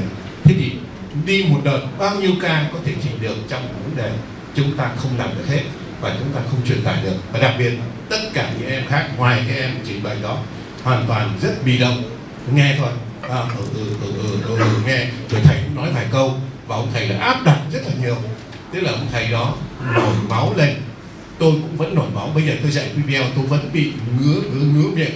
Thế nói sai một chút xíu là mình nổi điên lên, mình bắt đầu nó hoàn toàn sai. Tại vì cái mục đích của những cái này là motivate, tức là kích thích cho học sinh. Nó thấy được, nó biết cái gì, nó chưa hiểu cái gì, nó hiểu sai cái gì, sau đó tự nó về nó tìm, tự nó đọc, tự nó hiểu, tự nó có thể nó gọi là tranh luận với nhau để nó ra vấn đề. Và chúng ta giúp nó chuyện đó, chứ chúng ta không thể nào nhét vô nó đầy đủ tất cả chuyện để mai mốt khi nó ra bác sĩ nó có thể với những cái chuyện của các anh chị mà nó nhỏ, có những chuyện khi nó ra trường nó đã không còn đúng nữa rồi, nó đã có thể không đúng nữa. Thời tôi mà chữa rát rời tá tràng, thưa thầy, rát rời tá tràng mà nói cho kháng sinh thì chắc là không biết tôi không đánh trượt đâu, tại vì cái thời tôi đã ghê rồi, thì chắc là đánh trượt thôi, bảo với bác sĩ là mình bây giờ thì là nó là Helicobacter pylori, ví dụ vậy. Đó, nó hoàn toàn khác đi. Mà thời đó nếu mà sinh viên nói về chữa rát rời tá tràng bằng trùng sinh thì chắc là bị đánh trượt. Ví dụ vậy, nó có những cái thay đổi. Và như vậy thế này, chúng tôi chỉ xin nói rằng làm rất hay. Những cái bệnh án đó là những bệnh án rất quan trọng, những bệnh án khá điển hình, những bệnh án trước xây tới những vấn đề mà chúng ta các anh chị muốn truyền tải nhiều. Và cái quan trọng nhất là khi làm cái này, kích thích sinh viên nó đọc này, nó có những chữ gì, những cái tranh từ gì, những keyword ở gì cần phải thảo luận. Sau đó nó thảo luận cái gì chúng ta chỉ gợi ý thôi, và có thời gian để nó về nó làm, rồi sau đó nó chỉnh lại. Cái lúc quay trở lại chỉnh lại, nhóm này ganh tị nhóm kia, nhóm này đưa ra được những cái bản guideline mới, thậm chí cả guideline của Việt Nam như thế này, nước ngoài. Và như vậy chúng ta có thể tóm tắt. Lẽ đương nhiên rằng nói như vậy thì về nguyên tắc rất là dễ hiểu. Xin nói với các anh chị, nói là thầy nói vậy em cứ hiểu chứ ai chả làm được. Nhưng mà chúng ta thấy đây rất nhiều vấn đề, trong đó trên thực tế có những vấn đề thế này. Một là thành phần của PBM trong cái 6 năm của chúng ta. Trong 6 năm này rất nhiều thầy cô trong cái module, ví dụ module hô hấp của cô Huyên của đó, cô Huyên rất muốn đưa vô. Nhưng mà khi học trò nó mới năm thứ nhất, năm thứ hai, nó chưa biết nhiều quá, nó chưa biết nhiều, thì những PBL đó chúng ta phải là soạn lại khác, và tính chất và số lượng lại khác. Nhưng mà tới năm thứ 5, năm thứ 4 và năm thứ 6, khi đi nội ngoại sản nhi đó, thì có lẽ PBL phải làm tăng nhiều lên thêm. Và lúc đó nó có khá nhiều rồi. Thầy làm nhiều thêm thì nó nhiều việc cho các thầy. Tại vì trước kia các thầy lên ca một bài, giống như bài tăng huyết áp, bây giờ tôi 12 giờ đánh thức tôi dạy được ngay 45 phút không thiếu một chữ, tại vì nó thuộc rồi. Nhưng mà sổ ra như vậy, trong 45 phút như vậy thực sự mình chỉ nói theo nó sướng miệng mình thôi, chứ người trước kia nghe thì nó nghe đứa tưởng không, và cái truyền tải của nó là nó rất bị động. Còn bây giờ đó, một cái bài đó có khi phải thành 3 buổi, là vì một buổi nói về nhà về giảng cho em thời gian nó bị thay đổi rất là nhiều, và như vậy thì cái chuyện mà chúng ta làm sao mà được cũng là vấn đề. Vì vậy cho nên chúng tôi thấy là có nhiều vấn đề lắm. Ví dụ có vấn đề chúng tôi nói với họ cũng chịu luôn, là ở các nước là anh chỉ biết đi ra nước ngoài chúng ta làm PBL, sau khi đưa bài nhãn lên và bạn có hỏi chị không, phải nói sinh viên đứa nào cũng giơ tay, 10 đứa ngồi trong đứa này thì giơ tay hỏi cái này, đứa kia giơ tay hỏi cái kia, đứa này bảo cái này có vấn đề liên quan đến kia, đứa bảo không, tức là cái khả năng gọi là tích cực và cái động thái tích cực, và nó thì nó rất là làm việc cho nên rất sôi động, không mất thời gian. Rồi anh có thể lái nó qua cái này, lái qua có rất là thích, muốn gọi cho nó để cho nó cãi nhau, mình lái cái này qua chút xíu là bắt đầu nó đứng lên nó nói.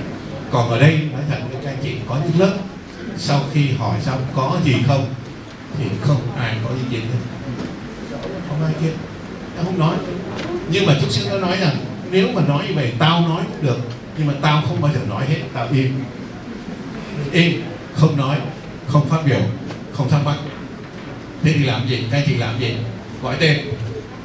Chỉ cũng gọi tên, mà gọi tên thì nó mất cái tính chất đi của chủ động thôi. Và sau đó thì là các anh chị này gọi là bực quá, thấy có các anh chị nói luôn thế này thế kia.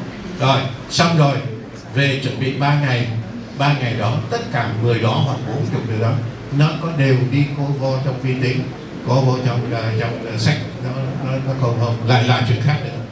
Và rồi sau đó thì 3 ngày sau họp trở lại thì có đại diện của một cái nhóm đó đứng lên nói. Đấy, như cô ở đây thì phải nói rằng Đại học Y Dược đã thấy chuyện này từ lâu rồi. Đại học Y Dược đã cử một nhóm, ở đây có cô Lợi là một trong những người trong cái nhóm đó là qua UCSF để học vấn đề PBM. Nhưng mà chúng nói rằng là còn nhiều cái để chúng ta có thể thảo luận với này ở đây để thấy rằng rất nhiều vấn đề. Nó không nói gì cả. Nên lúc mà đến kia cũng chỉ có 1-2 cái nó nói. Như vậy là trong một nhóm nó không nói gì cả. Và có 4-5 em thì rất là tích cực, cái gì cũng giơ tay lên nói. Nhưng mà khi nói thì cái nào cũng sai hết, nói sai rất nhiều. Thế thì các anh chị cho mấy cái đứa đó là điểm tích cực, nhưng mà điểm cao hay điểm thấp. Còn mấy cái đứa nó ngồi không đó, mắt nó liếc này, tức là không phải nó không biết đấy. Ra chỉ định nó đứng lên nói được, nhưng mà nó giơ tay thì không đôi tay. Thì các anh chị cho nó mấy điểm. Nói thật, có đến 10 lần chuyên gia như này cũng chịu không thể đánh giá được. Vấn đề nó là chỗ đó. Đó là cái đặc điểm của học sinh viên Việt Nam khác với cái nước ngoài. Các anh chị làm nước ngoài chất lắm. Tôi đã từng làm cái đó ở bên Đức, ở bên Mỹ, và tôi dự những cái khóa đó ở bên Singapore. Thì chúng nó cứ lắm, thằng mà nó nói bên kia nó nói khác, là bên nhóm cái này giơ tay liền. Thời gian nó rất là năng động, rất là thích, và như vậy rất thích, rất dễ lái để cho người ta tranh luận với nhau. Ở Việt Nam thì không, cũng nhìn hình. Có biết không? Biết. Chút xíu ra hỏi tại sao mà em cứ nói, thì thôi em thấy nó cũng được, để cho thôi thầy nói hay đâu là cái cách suy nghĩ của mình cũng làm đó. Thế thì xuyên vấn đề như này thì các anh chị học đi. Chúng tôi nghĩ rằng không thể con đường nào khác, chắc chắn chỉ có cái curriculum khi chúng ta thay đổi như thế nào thôi. Nhưng mà rồi chúng ta sẽ bàn về số lượng của các PBL làm trong năm thứ nhất, năm thứ hai, năm thứ 5, năm thứ 6 phải tăng lên như thế nào. Chuyện thứ hai nữa đó là cái chuyện mà gọi là huấn luyện Twitter, thì chúng tôi cho rằng cái này không thể huấn luyện được, tại vì rất nhiều thầy, chúng tôi rất tôn trọng các thầy dạy case study, trình bày rất giỏi, không có rất nhiều khỏi phải nói, nhưng mà đến lúc chuyển sang cái này thì phải huấn luyện. Và chưa kể rằng huấn luyện đó bây giờ các anh chị một mình các anh chị chỉ lợi không thể làm hết, cuối cùng phải là các bạn em trẻ. Những em trẻ đó làm đúng cái ý của mình, đúng cái phương pháp, bắt buộc phải có Twitter. Và các anh chị thấy từ Twitter làm cái gì, tính cách như thế nào đó là phải có. Và chưa kể rằng theo bà đó, tôi làm thế này, buổi đầu tiên thì tôi làm, tức là cái buổi đầu tiên thì tôi đứng ra nói cái bệnh án, sau đó gợi ý các em hỏi gì không, chữ này chữ kia hiểu gì không, vân vân, là tôi có một. Xong sau đó thì bắt đầu chia 40 em đó chia thành 4 nhóm. 4 nhóm đó sẽ có 2 viên trẻ giúp gọi là thảo luận chung để chúng nó thảo luận nhau. Nhưng mà theo của người này đó thì các anh chị là họ chia luôn 4 nhóm ban đầu, và 4 Twitter đó đều làm giống nhau hết. Tức là hỏi cái gì, cái gì, nói tới đâu, không nói quá vân vân, đều làm giống nhau hết. Thì đấy là một cái thách thức. Ở đây chắc không thể làm nổi rồi. Vì một cái case mà làm 4 tutor, để cho mỗi tutor làm từng nhóm một, cho đến cuối cùng, khi cái ngày cuối cùng thì họ đồng ý ngày cuối cùng có thể là tập trung lại giống như một số. Nhưng mà như vậy phải thấy, và chính vì lý do đó cho nên chúng tôi thấy là phải mời các chuyên gia ở đây đến làm. Cũng xin nói với các anh chị, không phải là dễ đâu. Tất cả nguyên tắc thì hiểu, gọi là làm cái gì thì hiểu, nhưng mà đến lúc làm thật ở trên cái sinh viên đó, và làm thế nào cho hiệu quả thì đây là vấn đề. Rồi còn một cái nữa là những cái ca đưa ra case, những cái case chuyên nhân case rồi đó, chúng ta phải soạn chứ. Cái đó nó là cả một công trình rất là ghê, không thể nào lấy lên được một cái ca được.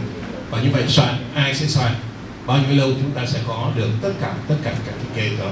Cái case đó nó vừa mang tính chất sư phạm, vừa mang tính chất thực hành, vừa mang tính chất rất là đời thường mới được, thì mới tốt, thì mới thảo luận được. Thì cái đó là cũng là vấn đề.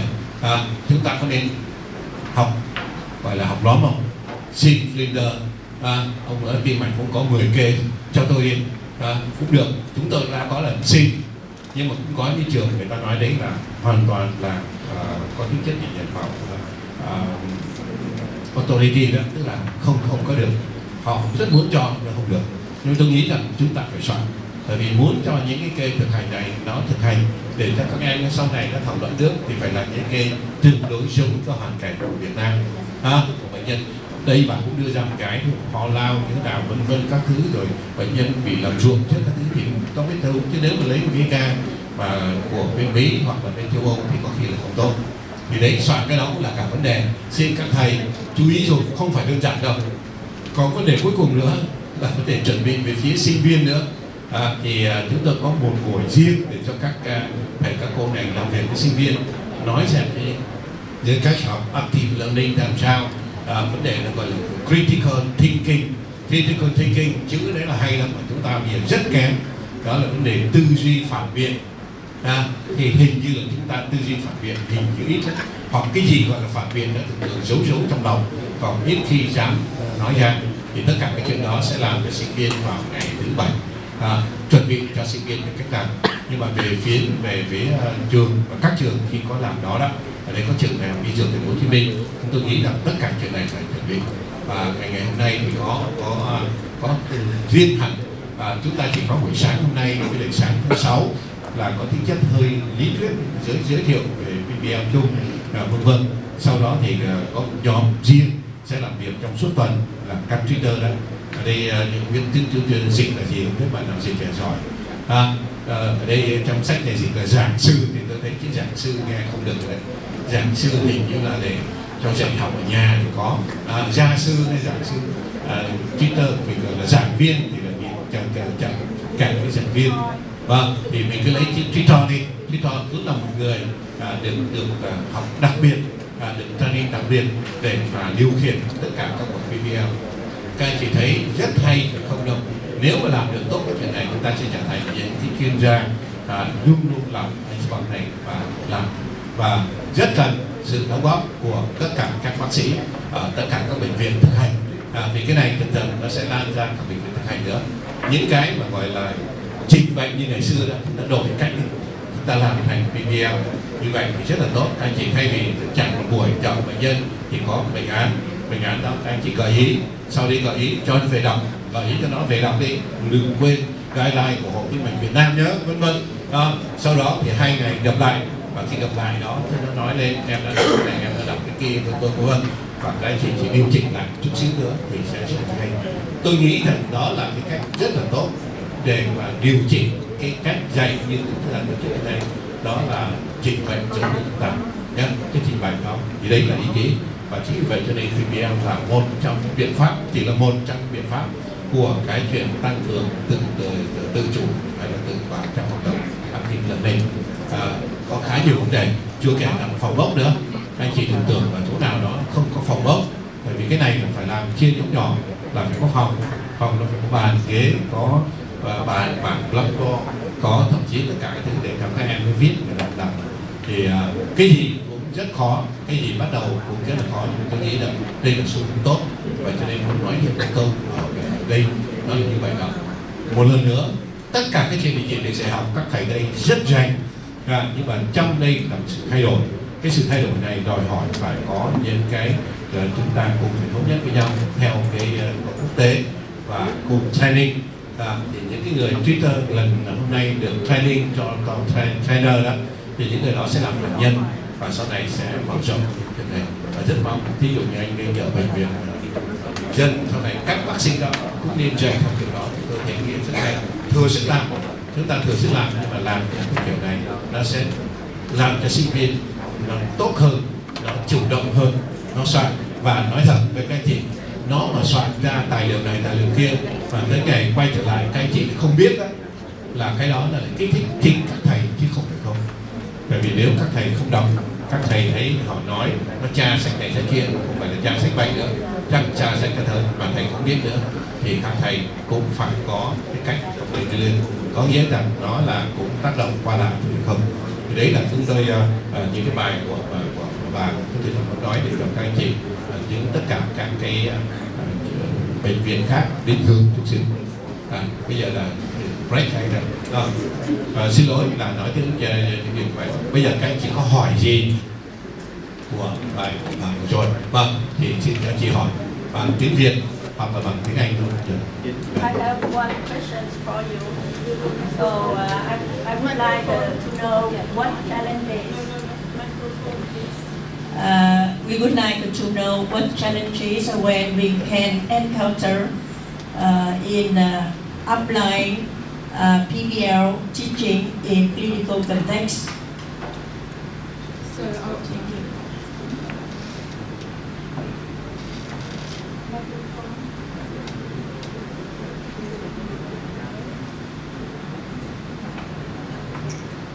I want to make sure I understand your question. So you were asking, I think, what challenges that we experienced implementing PBL in the clinical environment. That's right. That's a very good question. I think for us, the first challenge we had was that at that time in the 1990s, not many people were using PBL in the clinical environment. At that time, it was still very much conceived as a classroom activity, and I think at that time people hadn't thought about its basis as a method of making students think, actively. And so it was hard for our clinicians to gain an understanding of what PBL was. I think the second challenge we had was that because of the McMaster experience with PBL, they had, as people did in the 1970s, decided to be very radical. And they said anybody could be a PBL tutor. You could get a person off the street and they could be a PBL tutor just so long as they could ask questions. I think that was a very problematic concept, and I personally disagree with that.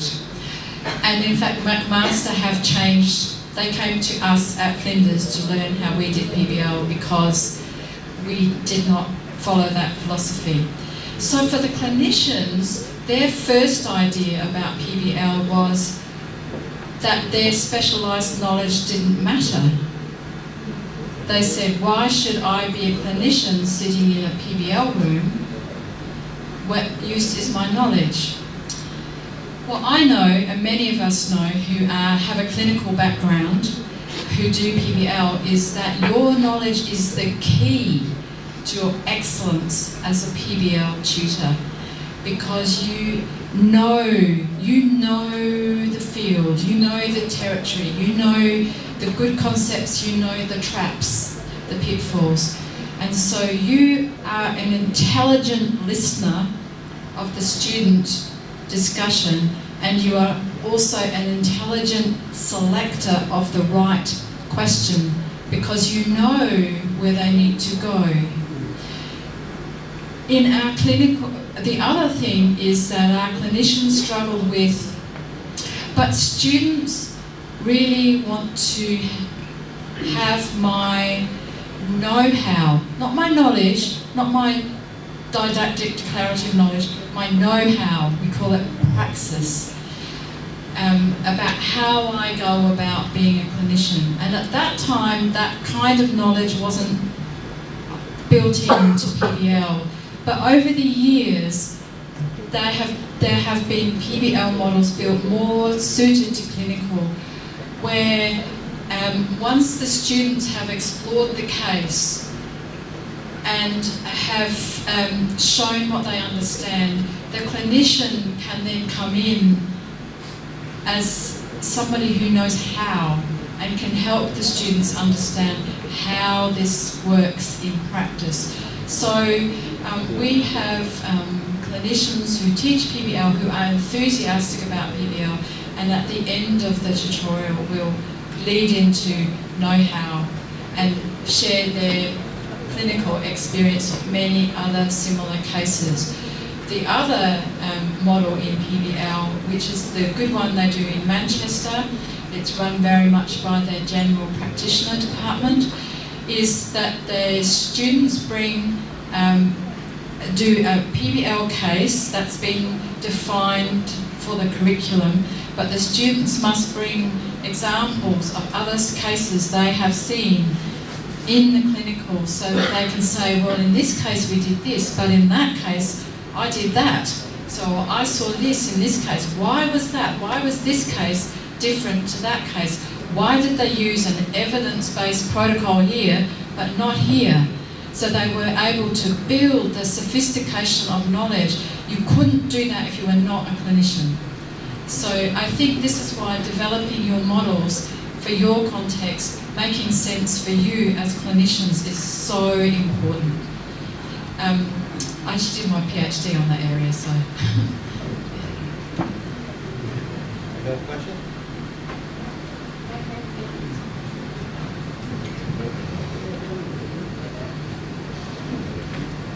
Thank you for your very interesting presentation. But in Vietnam, we have one other problem. This is a big class. Yes. Yeah, a big class. Yes. For example, in VNU, we have small class, but 120 students. Yes. And we have not enough small room for small group. Yes. So as in OBGYN department, that we apply the PBL for our students, we have to use a rather big group. Yes. The smallest is 20 students. Yes. Smallest 20 students, and we have to activate them. So please thinking about how to help us activate our students in a rather big class. Thank you. Yes. So this is one of the feasibility issues. The first thing I would do, okay, so everyone knows that the bigger the group gets, the more difficult it is for everybody to be included in the dialogue. And some students will become what we in Australia call passengers. They're just along for the ride, but they're not actually getting involved. And so that is a worry when you're trying to stimulate active learning. So when you, in thinking about how you want to do PBL, think very seriously, and I think I would ask you to think out of the box. Who can be your PBL tutors? Can your departments be supplemented with dedicated tutors who may be a generalist who has sufficient knowledge in your specialty? That's one thought. Okay, so one side of the equation is to create enough tutors who can teach. For example, I was a generalist in my school, and I would be called on as the emergency tutor for the different disciplines: surgery, medicine, ONG, paediatrics. And I could tutor in any of those because I had a medical degree, I had a broad knowledge, I had trained in the general pathway before I went into medical education.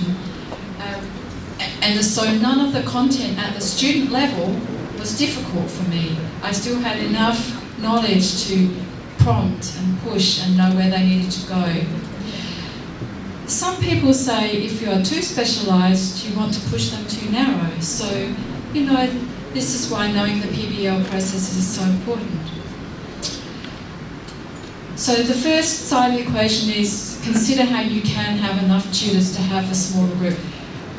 Once you're beyond about 12, it really is hard to engage all the students in the discussion and have the dynamic.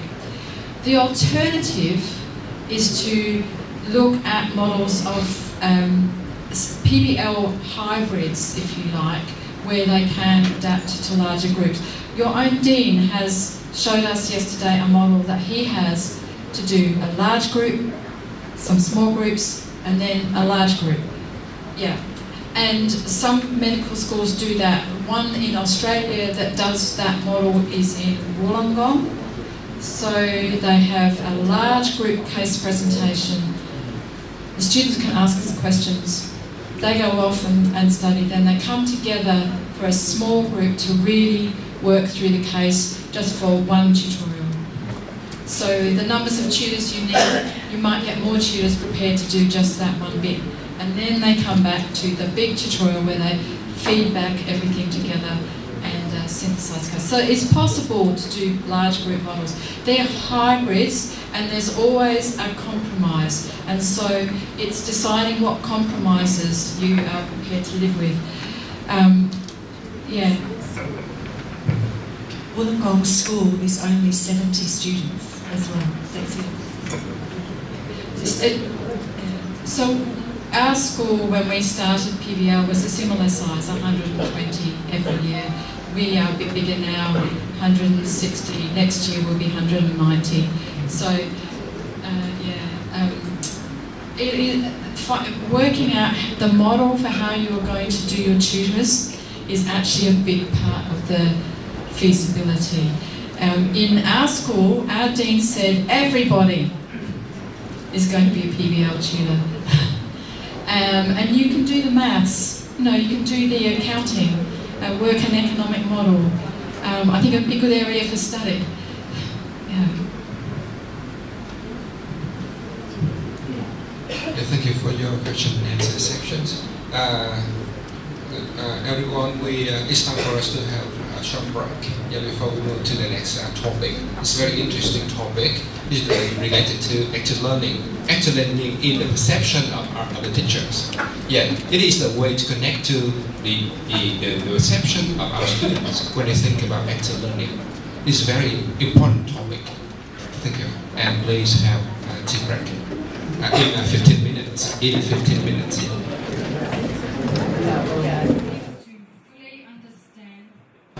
What we need is to fully understand your problem. Okay? We have done a presentation to you with many different concepts. We have not yet done the full PBL workshop to take you through the process of PBL. So, in order to make sure that in the PBL workshop we actually do address your concerns, we would like to use this session to invite you to share your challenges so that Julie and I can start thinking about it. I would also like to invite you to share some of your successes.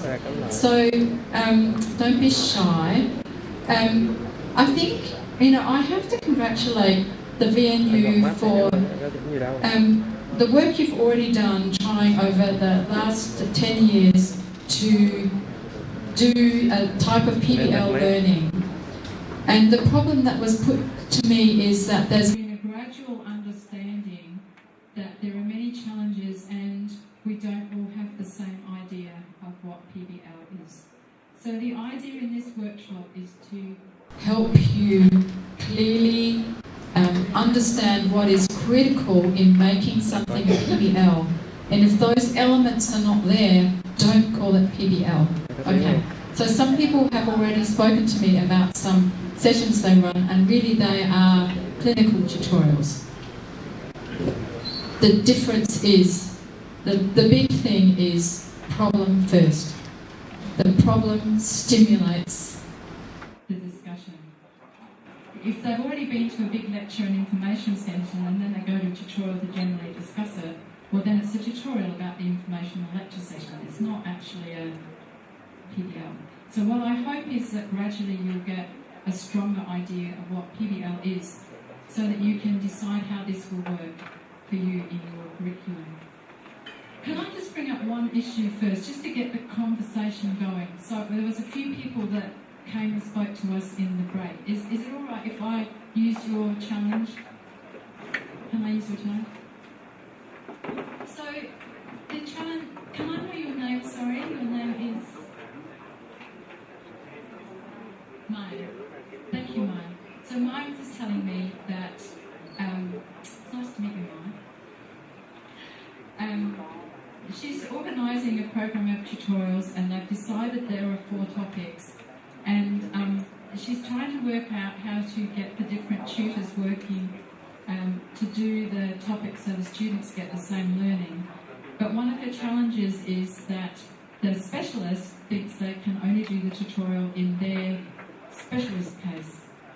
Even though all the topics are in the same field of medicine, and even though the specialist knowledge is up here and the student knowledge only needs to be here, they do not feel confident to teach the other topics because it's related but not their actual specialty. And we had this problem too at Flinders. And so the different clinical groups had to talk about their comfort zone, their comfort in teaching beyond their absolute specialty.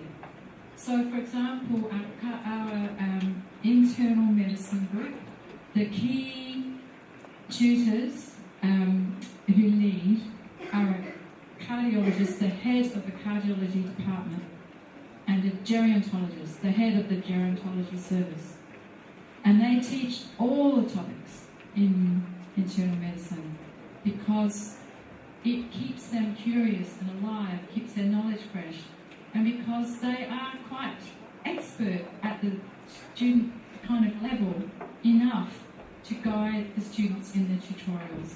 Okay, so I just wanted to say not every specialty will agree, and at Flinders the different specialty groups had to work out how they felt about that. Some of them brought in dedicated generalists because some specialists feel uncomfortable outside of their narrow zone, but it's a conversation for all of your clinical faculties. So that's one issue that was brought up. I'm sure there are hundreds more. What I might do, what I think would be good to do, just to get everybody in an active learning framework, is I might ask you for 5 minutes to turn to the person next to you and discuss what questions you have about PBL or what challenges you see coming forward. And once you've done that, agree with you what question you might put forward. So if I could set the time at 5 minutes, this is a standard active learning technique in large groups. Pair, discuss, share. Okay? So pair and share.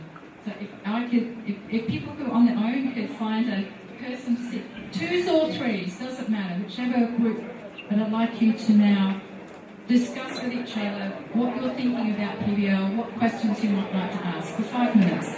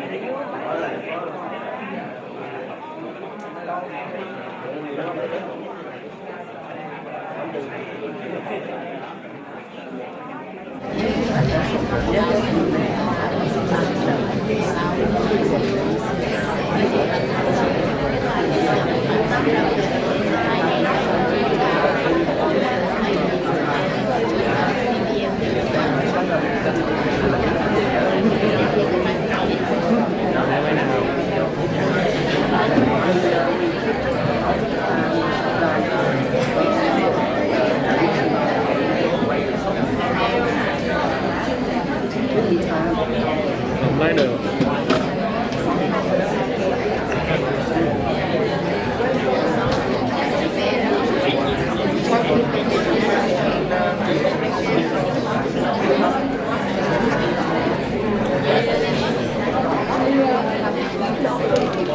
Bây giờ muốn bắt ai nói anh đi bắt cho nè.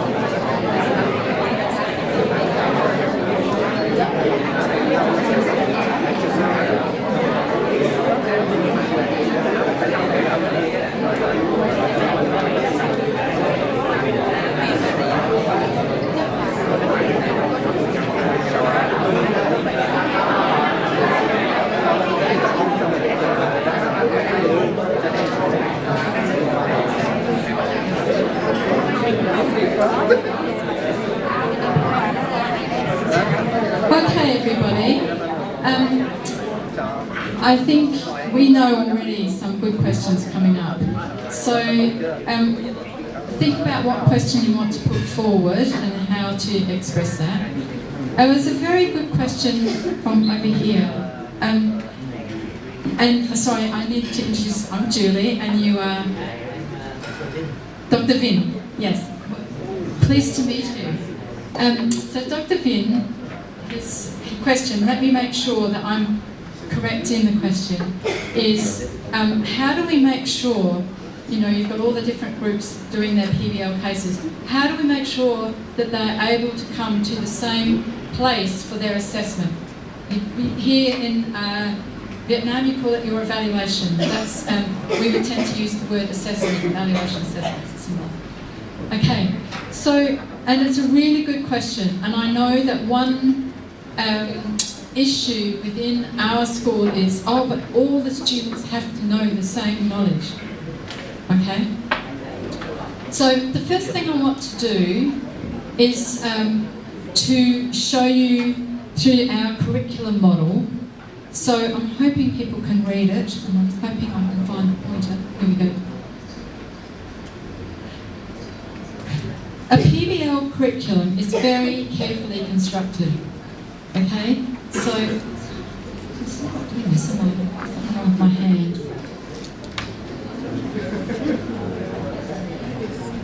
I just can't press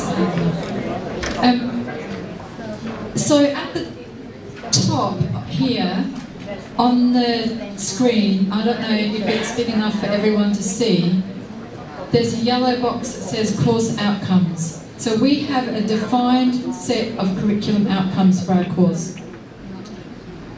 And we have 3 themes of knowledge, or 3 themes for learning that flows through the course. So we have knowledge and health and illness. We have health professions, society, so that's about doctors and society, and personal and professional development. And we have doctor and patient, so all about the skills between doctor and patient. And our PBL cases cover mainly the knowledge of the health and illness, but it's mapped to the course outcomes. But also some health professions and society, again mapped to the course outcomes, and also the related clinical skills mapped to course outcomes. And our PBL cases are designed, because it's about knowledge, it tends to sit more in knowledge of health and illness, but we also integrate the social sciences, society parts, public health, and also try and integrate the clinical skills. So every single case is designed to have learning outcomes, learning objectives that come from these 3, centred around a patient case. And the students, the case is designed with a problem first, a patient presenting, for example, with a fever. Actually, I shouldn't use fever because that's what we're using in the workshop. Patient presents with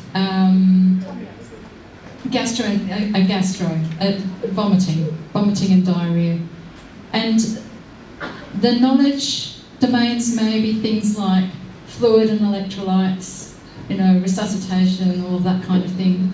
Particularly if it's a paediatric case, important for hydration. But also we'll dig into things like sodium channels, etc. The biochemistry behind it, physiology, pathophysiology, the microbiology, Salmonella, Shigella, that sort of thing, the anatomy of the gut. And then the health professions and societies might have a learning objective in the case about compulsory reporting for infectious diseases, and infection control and those sorts of things. And the clinical skills side of things might be about assessing dehydration and those sorts of things. Okay, so the case integrates, but there are clear learning objectives for each case, and they're mapped to achieving the course outcomes. So you have a very structured curriculum on which your cases are designed. In the clinical years, because we start in the preclinical part, well, it's not really, it's integrated, as you know, like yours. They do clinical and basic sciences. But in a clinical case, they may take it to a different level. That may be a case where they very much focus on diagnosis, management, and all that kind of thing. And the topic is vomiting and diarrhoea, the tutorial. But it's still a selected topic within the curriculum, it's still mapped to the curriculum. So the students are doing a case. And what happens in each group, what happens in each group is that group 1, they have the case. Okay, they discuss. And the students are saying, well, this is what I know about vomiting and diarrhoea, and you have to be very careful about inputs and outputs and weight loss and those sorts of things, or then they'll work through the mechanisms, and people will know a lot about cholera or Shigella or that sort of thing. So they work out what they know, okay? They know this much of what's got to be covered, okay? So that's good, they know that, okay? In their discussion, they realise that we're not sure about this bit, and we don't know this bit, okay? We don't know. They don't have necessarily the learning outcomes of the case in front of them, but the tutor does. So the tutor is helping them plot out what they know and what they don't know. So they will do some learning issues around these 2, okay? That's group 1. Group 2 actually have a different set of knowledge. They know this bit, but what they don't know are these bits, okay? So group 2 will end up having a slightly different conversation, and they will have different learning outcomes. So although the PBL discussion and the outcomes and the learning issues they come out with are different, they have covered all of their... They don't waste time going and studying what they already know, and in fact their discussion has probably reinforced what they already know. They've checked their facts with each other and they know that that's the same for everybody. So does that help explain how we make sure that students are covering the curriculum, both with careful design of cases and mapping to the curriculum for the content? So this designs the playing field, and this is the game on the playing field. And as you know, every time a soccer team goes out with a competitor like Malaysia, they will play a different game. Tonight you hope they win. We hope. Okay. So the students are playing a game within a field that has been set with rules. The tutor guides those rules. Okay. The PBL case is what sets the agenda, the learning agenda. But the game plays out differently within each group. But at the end of the day, these groups will have matching sets of knowledge, okay? Because they knew different stuff already and they've researched the stuff that they didn't know. And that's how we make sure. The other thing that happens, do you want to comment? Yeah, that's okay. The other thing that happens is that the students wander between the different PBL rooms and they see the different boards and they pick up from different groups. And sometimes they have a study group. Some students deliberately have study groups with members from different groups. So there's a whole host of ways in which the students develop collectively the right shared body of knowledge. Does that help explain that to everyone? We know this works because we did, when we changed, we had a set of knowledge exams, and then after the change we checked against the same knowledge exams, and the students performed just as well. They learn the same way. Of course you want them to perform even better, and that's another whole question. What we've discovered is they learn better skills. Okay, the knowledge is more embedded. So that was one question that just came from over here to try and help you understand. So, you've been discussing. I hope that each of you are prepared to now come forward with more questions that you have about the PBL. So please, do not hold back. I want to hear what your challenges are because we want to make sure that we can address them. Microphone? Have we got, where's the... here we are. Do you want to ask? Did you want to ask?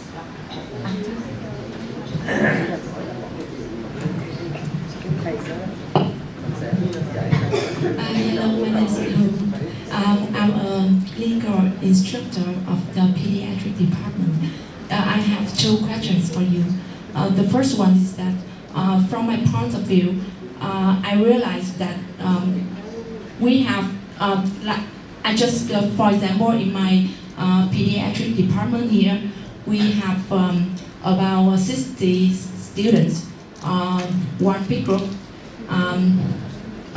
doing their clinical courses just in 7 or 8 weeks. So the time is really short. Yeah, it's a really short time.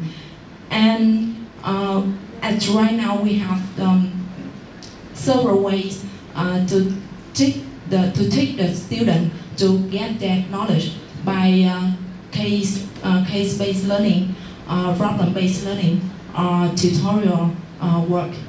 But I realize that BBL somehow is great way, in a short time for students to get their clinical skills, their medical knowledge in the same time. Yeah, and I wonder that if we just have shortness in faculties, like no many rooms, So not many blackboard yet for us to teach many groups of students. And what if we can apply just BBL for students doing their clinical research courses in the hospital, just BBL? Yeah, that's the first question. And the second question is that when we apply teaching them BBL, how can we evaluate, assess, how can we do our assessment for the students? As from where I stand, I understand that BBL mostly assess student skills like searching the information or presenting their idea. Yeah, and then we can confirm that the knowledge of them is right or wrong. Yeah, we guide them. And how can we assess them? Yeah, that's my question. Yeah. Thank you. So the first question, I need to get my hand on the first question. The first question is about how you can change from a rotation, which is very busy, and bring PBL into that rotation. If I can relate to that. In the surgery rotation, which was the first rotation I worked with for PBL, the idea that the students are meant to do a lot of clinical on the ground, go to the vending ward rounds, go to the surgeries, go to the outpatients, but also do practicals and lectures and tutorials, and it's very, very busy. And every surgeon wanted to teach their pet topic. So they had burns and vascular ulcers and, etc., etc., etc., etc., etc., etc. Every little, bruised big toe type, everything down to detail. And there wasn't enough time, and they had a tension. We want the students in the clinics. Why aren't they there? Oh, because they're at a lecture. Okay, so you had to balance these up. How do we deal with what we call curriculomegaly? Too much they need to know. So they went through an exercise of defining, this was for a 10-week rotation, okay? 10 topics, 1 per week. That would be the core curriculum through cases, PBL cases, okay? And not do any of the other lectures, etc. None of the others. So they had to have agreement, they had to have a discussion and agreement. Now, that was back in 2000, and those 10 topics, actually they've cut it down to 8 now, because everyone has to squeeze in, still are used and as the core of that surgery curriculum. It's refreshed. The topics are refreshed, of course. Okay, so they get to cover a liver case, they get to cover a swallowing case, they get to cover a major trauma case, etc., etc. They do those, so they define the curriculum. The other thing was that they did it in 2 shorter tutorials, so less time than the full-blown model. What that needs to really work is students who already know how to do PBL. So we have PBL before they come to the clinical rotations. The students coming into the clinical rotations already know how to do PBL students. If the tutors in the clinical don't do it the right PBL, the students say, no, we're not doing it that way, it's this way. So imagine that. Doesn't go down very well with some specialists. So it's critical that students are already PBL aware, practiced. So that's your first, is that correct in your first question? How do we, okay. The second one then is how do you assess? Okay, so what students are learning in PBL is integrated kinds of knowledge around clinical cases. So we implemented a type of assessment called mini case, okay. there are different sorts of ways you can do it. The Canadians use a sort of assessment called a key features assessment, okay? But they're assessments of problem solving and reasoning, written assessments, okay? So you can put that kind of thing in place. And also you can use applied multiple choice. So PBL is mainly in the knowledge domain, but you might have it linked to some clinical domains. So you might also do some clinical cases for your assessments. So this is where the alignment with assessment is really important, because in the program I worked in, they had a big integrated assessment across the whole year, so that there was one organised major assessment. Now, that's very stressful for the students, so there's been a move back to breaking it into little pieces, but it's about who you have to help you organise assessments. As long as you know which types of assessments fit with PBL, the ones that are about applying, about problem solving, those sorts of things, then I think you can step ahead. I probably should leave the assessment for there. We have shifted to a new assessment system, but that's a big topic. Yeah. Yeah, thank you so much. Does that help? Yes, it's really helpful. Yeah.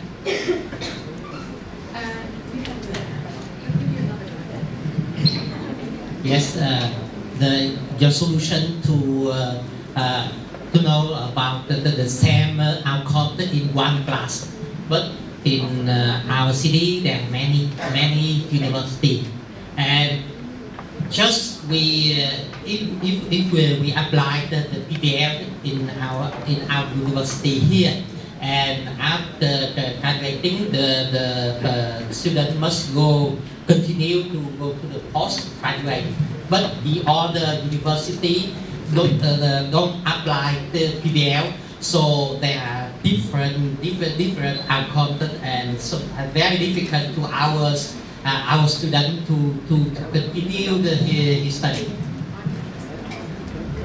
Okay, so everyone has this concern. This is probably the most concern for schools who have made the decision to go to PBL.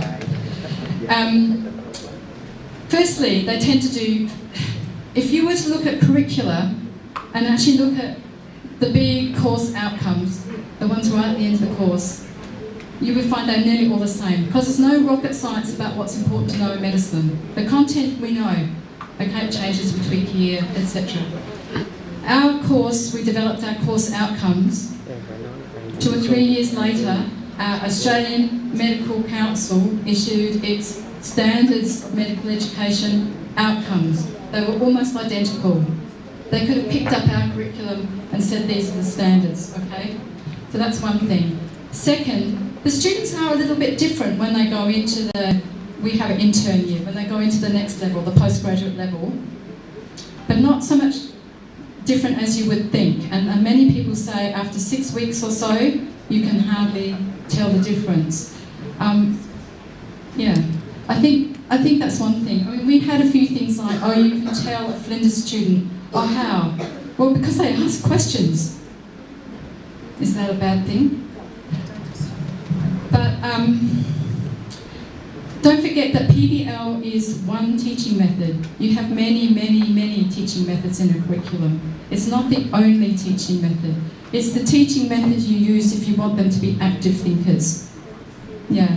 But the differences across the system, and it's the same in the United States and in Canada, the differences between the PBL schools and the other schools is not that great. Yeah. But it is very important to evaluate this. That's the key thing. So you must always make sure that you're evaluating how your students are achieving on your outcomes and reporting it down, identifying gaps. You do find gaps. Every school should do this, whether they're PBL or not. You find gaps. Okay, gaps that matter. We picked up a gap one year for a cohort of our students who did not seem to have developed, had exposure to, opportunity to develop some basic life support skills. So if you're evaluating and assessing at that level and identifying that and feeding the information down the system, you can correct that. Yeah, yeah.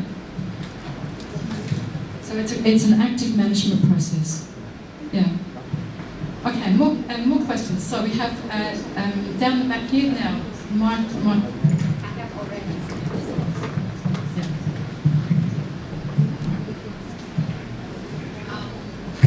I will introduce a little bit about myself. My name is Nyung. I come from VNU, and with the discuss of our group, we have I think that PBL is really a good techniques for the teacher can teach the student, especially in school in medicine. But we have some challenge. Yes. And we find one of challenge is how can the tutor motivate the passive student, the student in how can don't want to express their idea on get and attend to the discussion. So let's say I just You learn in the next day.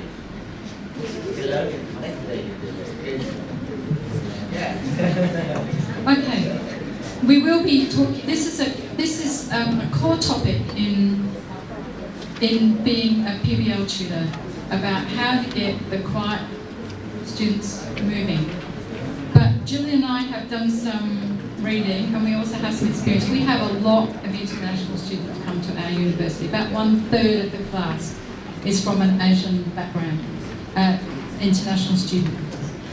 So we know that the students are used to different education systems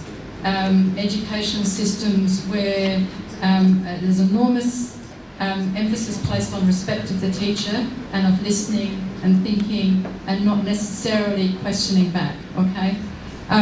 So the preparation of the students is really important for a start as a school, to create an environment in the school where we say this is permitted, that this is how we would like you to learn because we think it will be beneficial, and we will support you to learn in this way. That preparation is really important.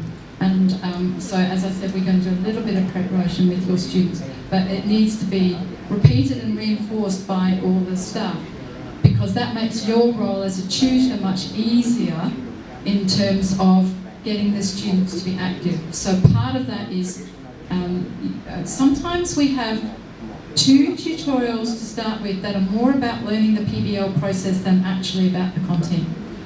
And it is, because we're saying you're going to learn how to be a PBL student, and we're going to, that's the purpose of this tutorial, we can really emphasise that driving of the discussion. And funnily enough, sometimes it's actually by the tutor not saying anything for a very long time until the group start to talk. So, but we'll talk about this in the workshop. So this is where you need your most experienced PBL tutors. We have another question. I have one comment. Yeah, I have one comment about the question of Professor Vinh and of pediatric groups. As you know, in PNU, we apply the integrated curriculum at the beginning. And you know that our postgrad students, they can pass the residency entrance examination already. And most of them pass the master entrance examination of other university. So I think that we don't worry about that. If we apply PBL for our students here, they cannot pass the postgraduate entrance examination of other university. And we know that PBL is a way and method that our students can self-learning all the life long. Yes. So I think that they're very active and they are kind. They appreciated by the hospital. And with the question of pediatric group department, I can share the experience of OBGYN department. We know that PBL, that as my thinking, if I'm wrong, please correct me. I think that PBL is also a teaching method of literature, not all. I think that literature, but in a clerkship, our students have to study also literature and practice. So we have to define balance between literature and practice. And with my opinion, practice is very important because you cannot have the patience to teach your student how they can feel the bell, how they can feel pain, for example. So practice is very important that we have to teach in our clerkship, also in duty in the evening. So you have choose the problem to teach. For example, in third year to teach which problem, fifth year which problem, sixth year which problem, not all the problem in the same time. So we always divide the time of the clerkship to teach literature by problem-based learning and very important in practice. And with the skill practice, it's not evaluated, assessed by the PBL. You have to assess by Đhqg, or you can have to see how your student examine the patient. Thank you. You're entirely correct. Yes, it's very good. Yes, I agree with everything you say, and I actually think what you raised an issue there that I think is very important about the students learning to use the literature, and I think it is something, particularly in the clinical years, that can be made a bit more explicit in the PBL. So when students are presenting information, oh, where did you read that?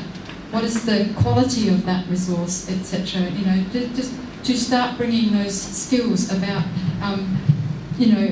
they being critical of the literature, and then knowing how to apply the literature. We know that, to the case, we know that one of the debates, problems, particularly in my country, is this question of why do doctors not translate evidence-based into practice?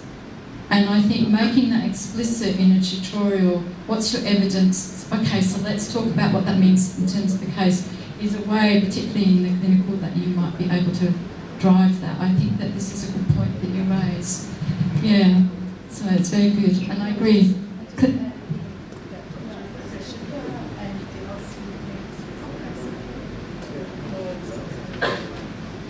Yeah, just anything else you wanted to add?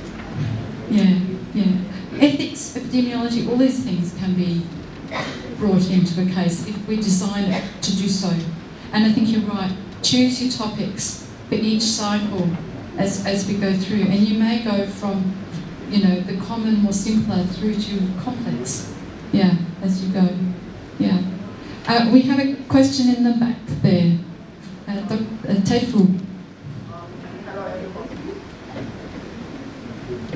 Hello everybody, I come from the VNU School of Medicine. Actually, I review a little bit shortly about the curriculum. Actually, the School of VNU, the School of Medicine at VNU, we integrate the medical curriculum with the PBL in the beginning. And for the first 3 years of the School of Medicine, so almost the student have studied almost the mutual, the organ system, so that when they go to the hospital, they have the knowledge. But how come to improve the knowledge for the student at the hospital? That's a big problem. So that we structure teaching the PPL is based on the real patient, right? So we have the real patient at the hospital, and we teach on that, we base on that. So that help the student for the structure learning the PBL experience with the clinical exposure in the hospital environment. That's it. I totally agree with you, and in where I come from, there was the surgeons that I worked with said, well, hang on, when they're at the bedside in a clinical case, that's reality, a real case. That's beyond simulation. You know, simulation is a high fidelity simulation of what's real. Real is the real thing. PBL is the slower, more exposed, more elaborated, etc. Why would we replace the real thing with PBL? And that rationale has to be really clear. And one of the things is, when you are a student with the doctors and seeing a real patient, if you are seeing them yourself, you are having to do that full clinical rehearsal yourself. But when you're with another doctor in an outpatient clinic or something, you can't see what's going on in the doctor's head. Yeah. So you cover many cases, you cover the curriculum, but how deep is your understanding? So using PBL cleverly for the really core things that you really want to unpack and really get the students to think through is really that balance of reality, what we call hot action, with the tutorial which allows us to unpack the cold action, where the students can really get inside the thinking. Because as a beginner, when I drove a car, my first drive, I was very slow. And then gradually I began to put sequences of motion together into actions, and now I can drive fast. Well, thinking is similar. We have to think slow first, and then as we start to chunk our knowledge together into schema, semantic networks, then we think fast, then we become pattern recognition. Yeah. So it's the balance, and each clinical department needs to work out that balance. Yeah. I won't tell you how to do it for us. Each of our clinical departments had to do it. Yeah. More questions.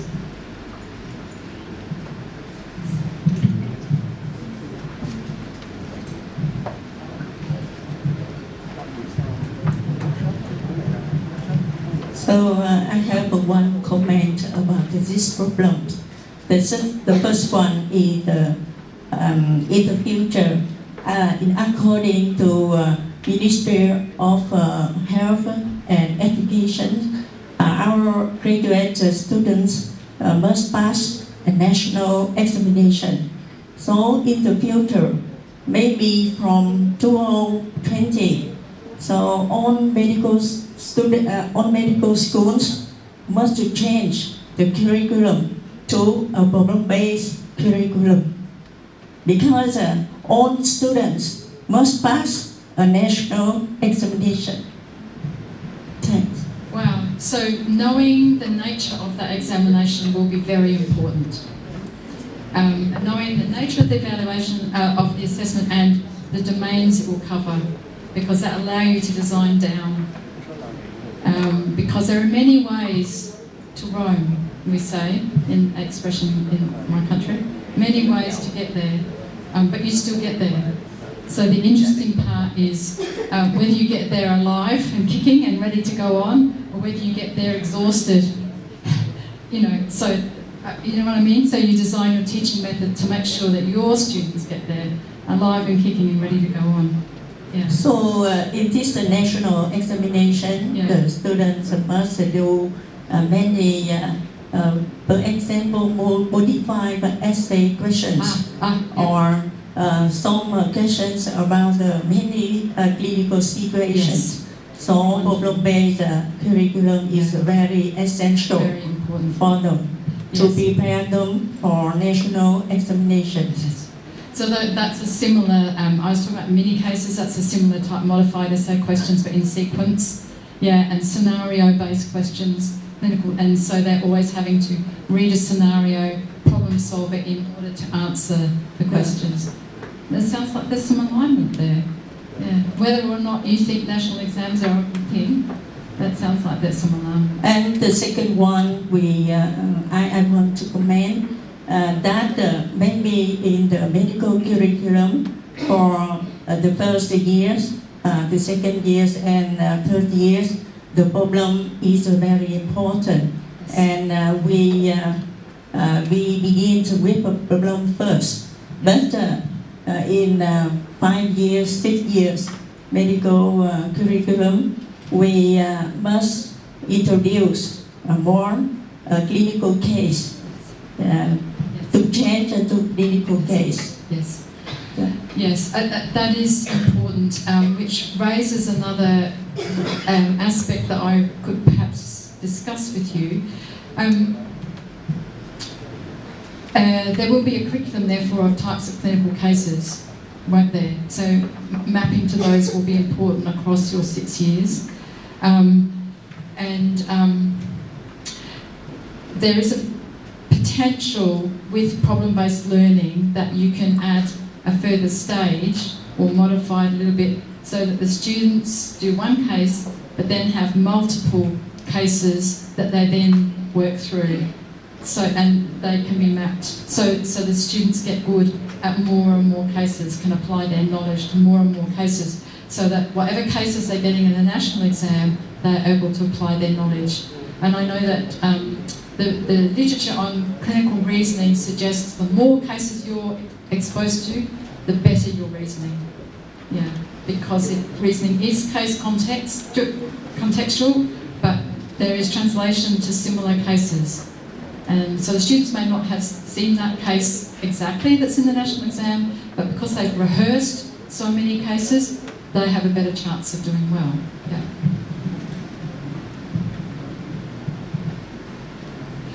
So that context, exactly. I agree with the mini case supporting to be problem-based learning.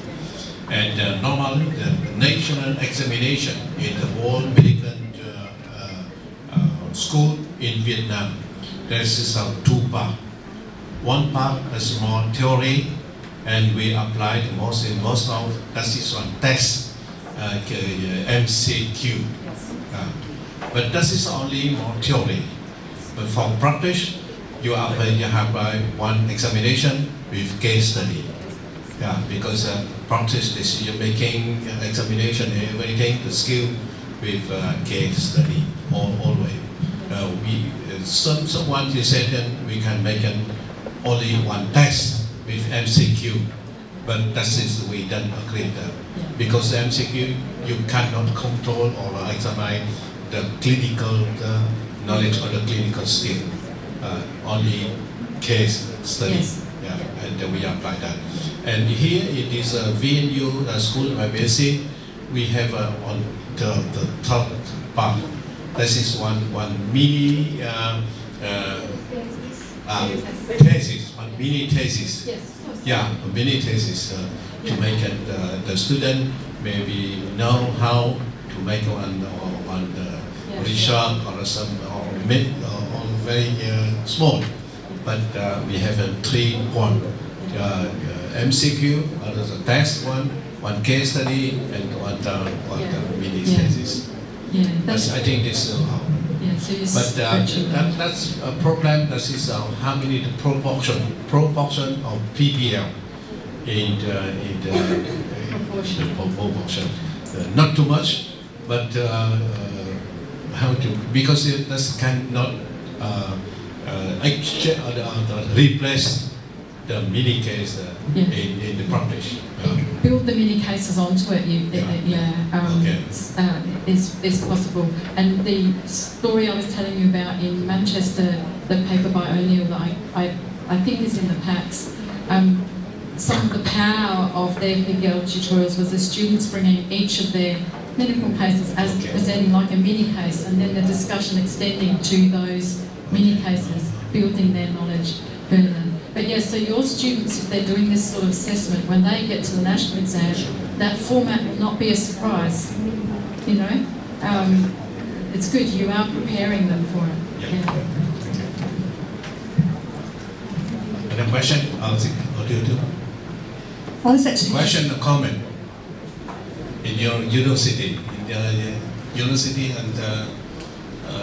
medicine, pharmacy, you have experience or some question about that?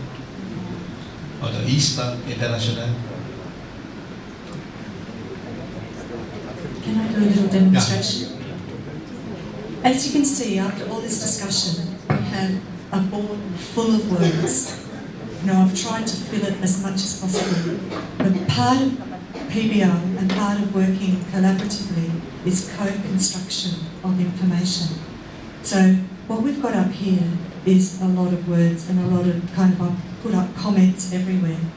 So after a PBL you'll have something like this, but then you'll have other boards. You need lots of boards, because then what we'll do is that we will look at this and say, we have got things that are similar themes here. Now we can pull those themes out and put them on another board and work in them more closely. So the clinical issues that have been raised can actually be then developed even further by the group discussing it. But it's visually in front of you, so you can see it, and everybody in a group has a different way of looking at that problem and has a different suggestion for that problem. And I call that the rich learning soup. You know, you've got a big bowl of soup that at the end that you can really make some sense in. But you're also putting it in its context. And by putting things in a context, it means that your brain, which if we look at some of the how we learn and how much information that we can put into our working memory, it's actually not very much. It's only about seven items that we can put in. But what we want to do is we want to put it into our long-term memory. And the context actually enables us to chunk it. So I can actually have all different bits of information and call that a chunk. And I can put that in. So that could actually be about the assessment. So we're chunking our assessment information into our brain. When we come up with a problem, say, maybe I'm sure you will encounter a problem with the national examination that's going to come up that might not align with what you've got. You've already got this chunked here, and then you can get other people who've got different forms of chunking to form together, and then you'll be able to problem solve and you'll reach the sky. It's, as a tutor, it's spine tingling. Do you know what I mean by that? It's very exciting to see the students all of a sudden get it. And it's, as a tutor, you will love it, honestly. It really is amazing. Thanks. Thanks, Jill. I mean, I think it's really important to point out that, you know, this is like a PBL board. We have done a sense, and this is what we've shared, so everyone knows what we've talked about. I mean, it helps people to take those knowledge leaps when they can see how everything works together. So that's what's happening in the PBL. It's nice to draw that analogy. Is anything else anyone would like to say at this stage? Yeah? I think this term is because this is the 12. In Vietnam, we say don't pass the 12. Everything is no more effective when they pass it. Nghĩa là mưa gió đừng quá ngọ mà.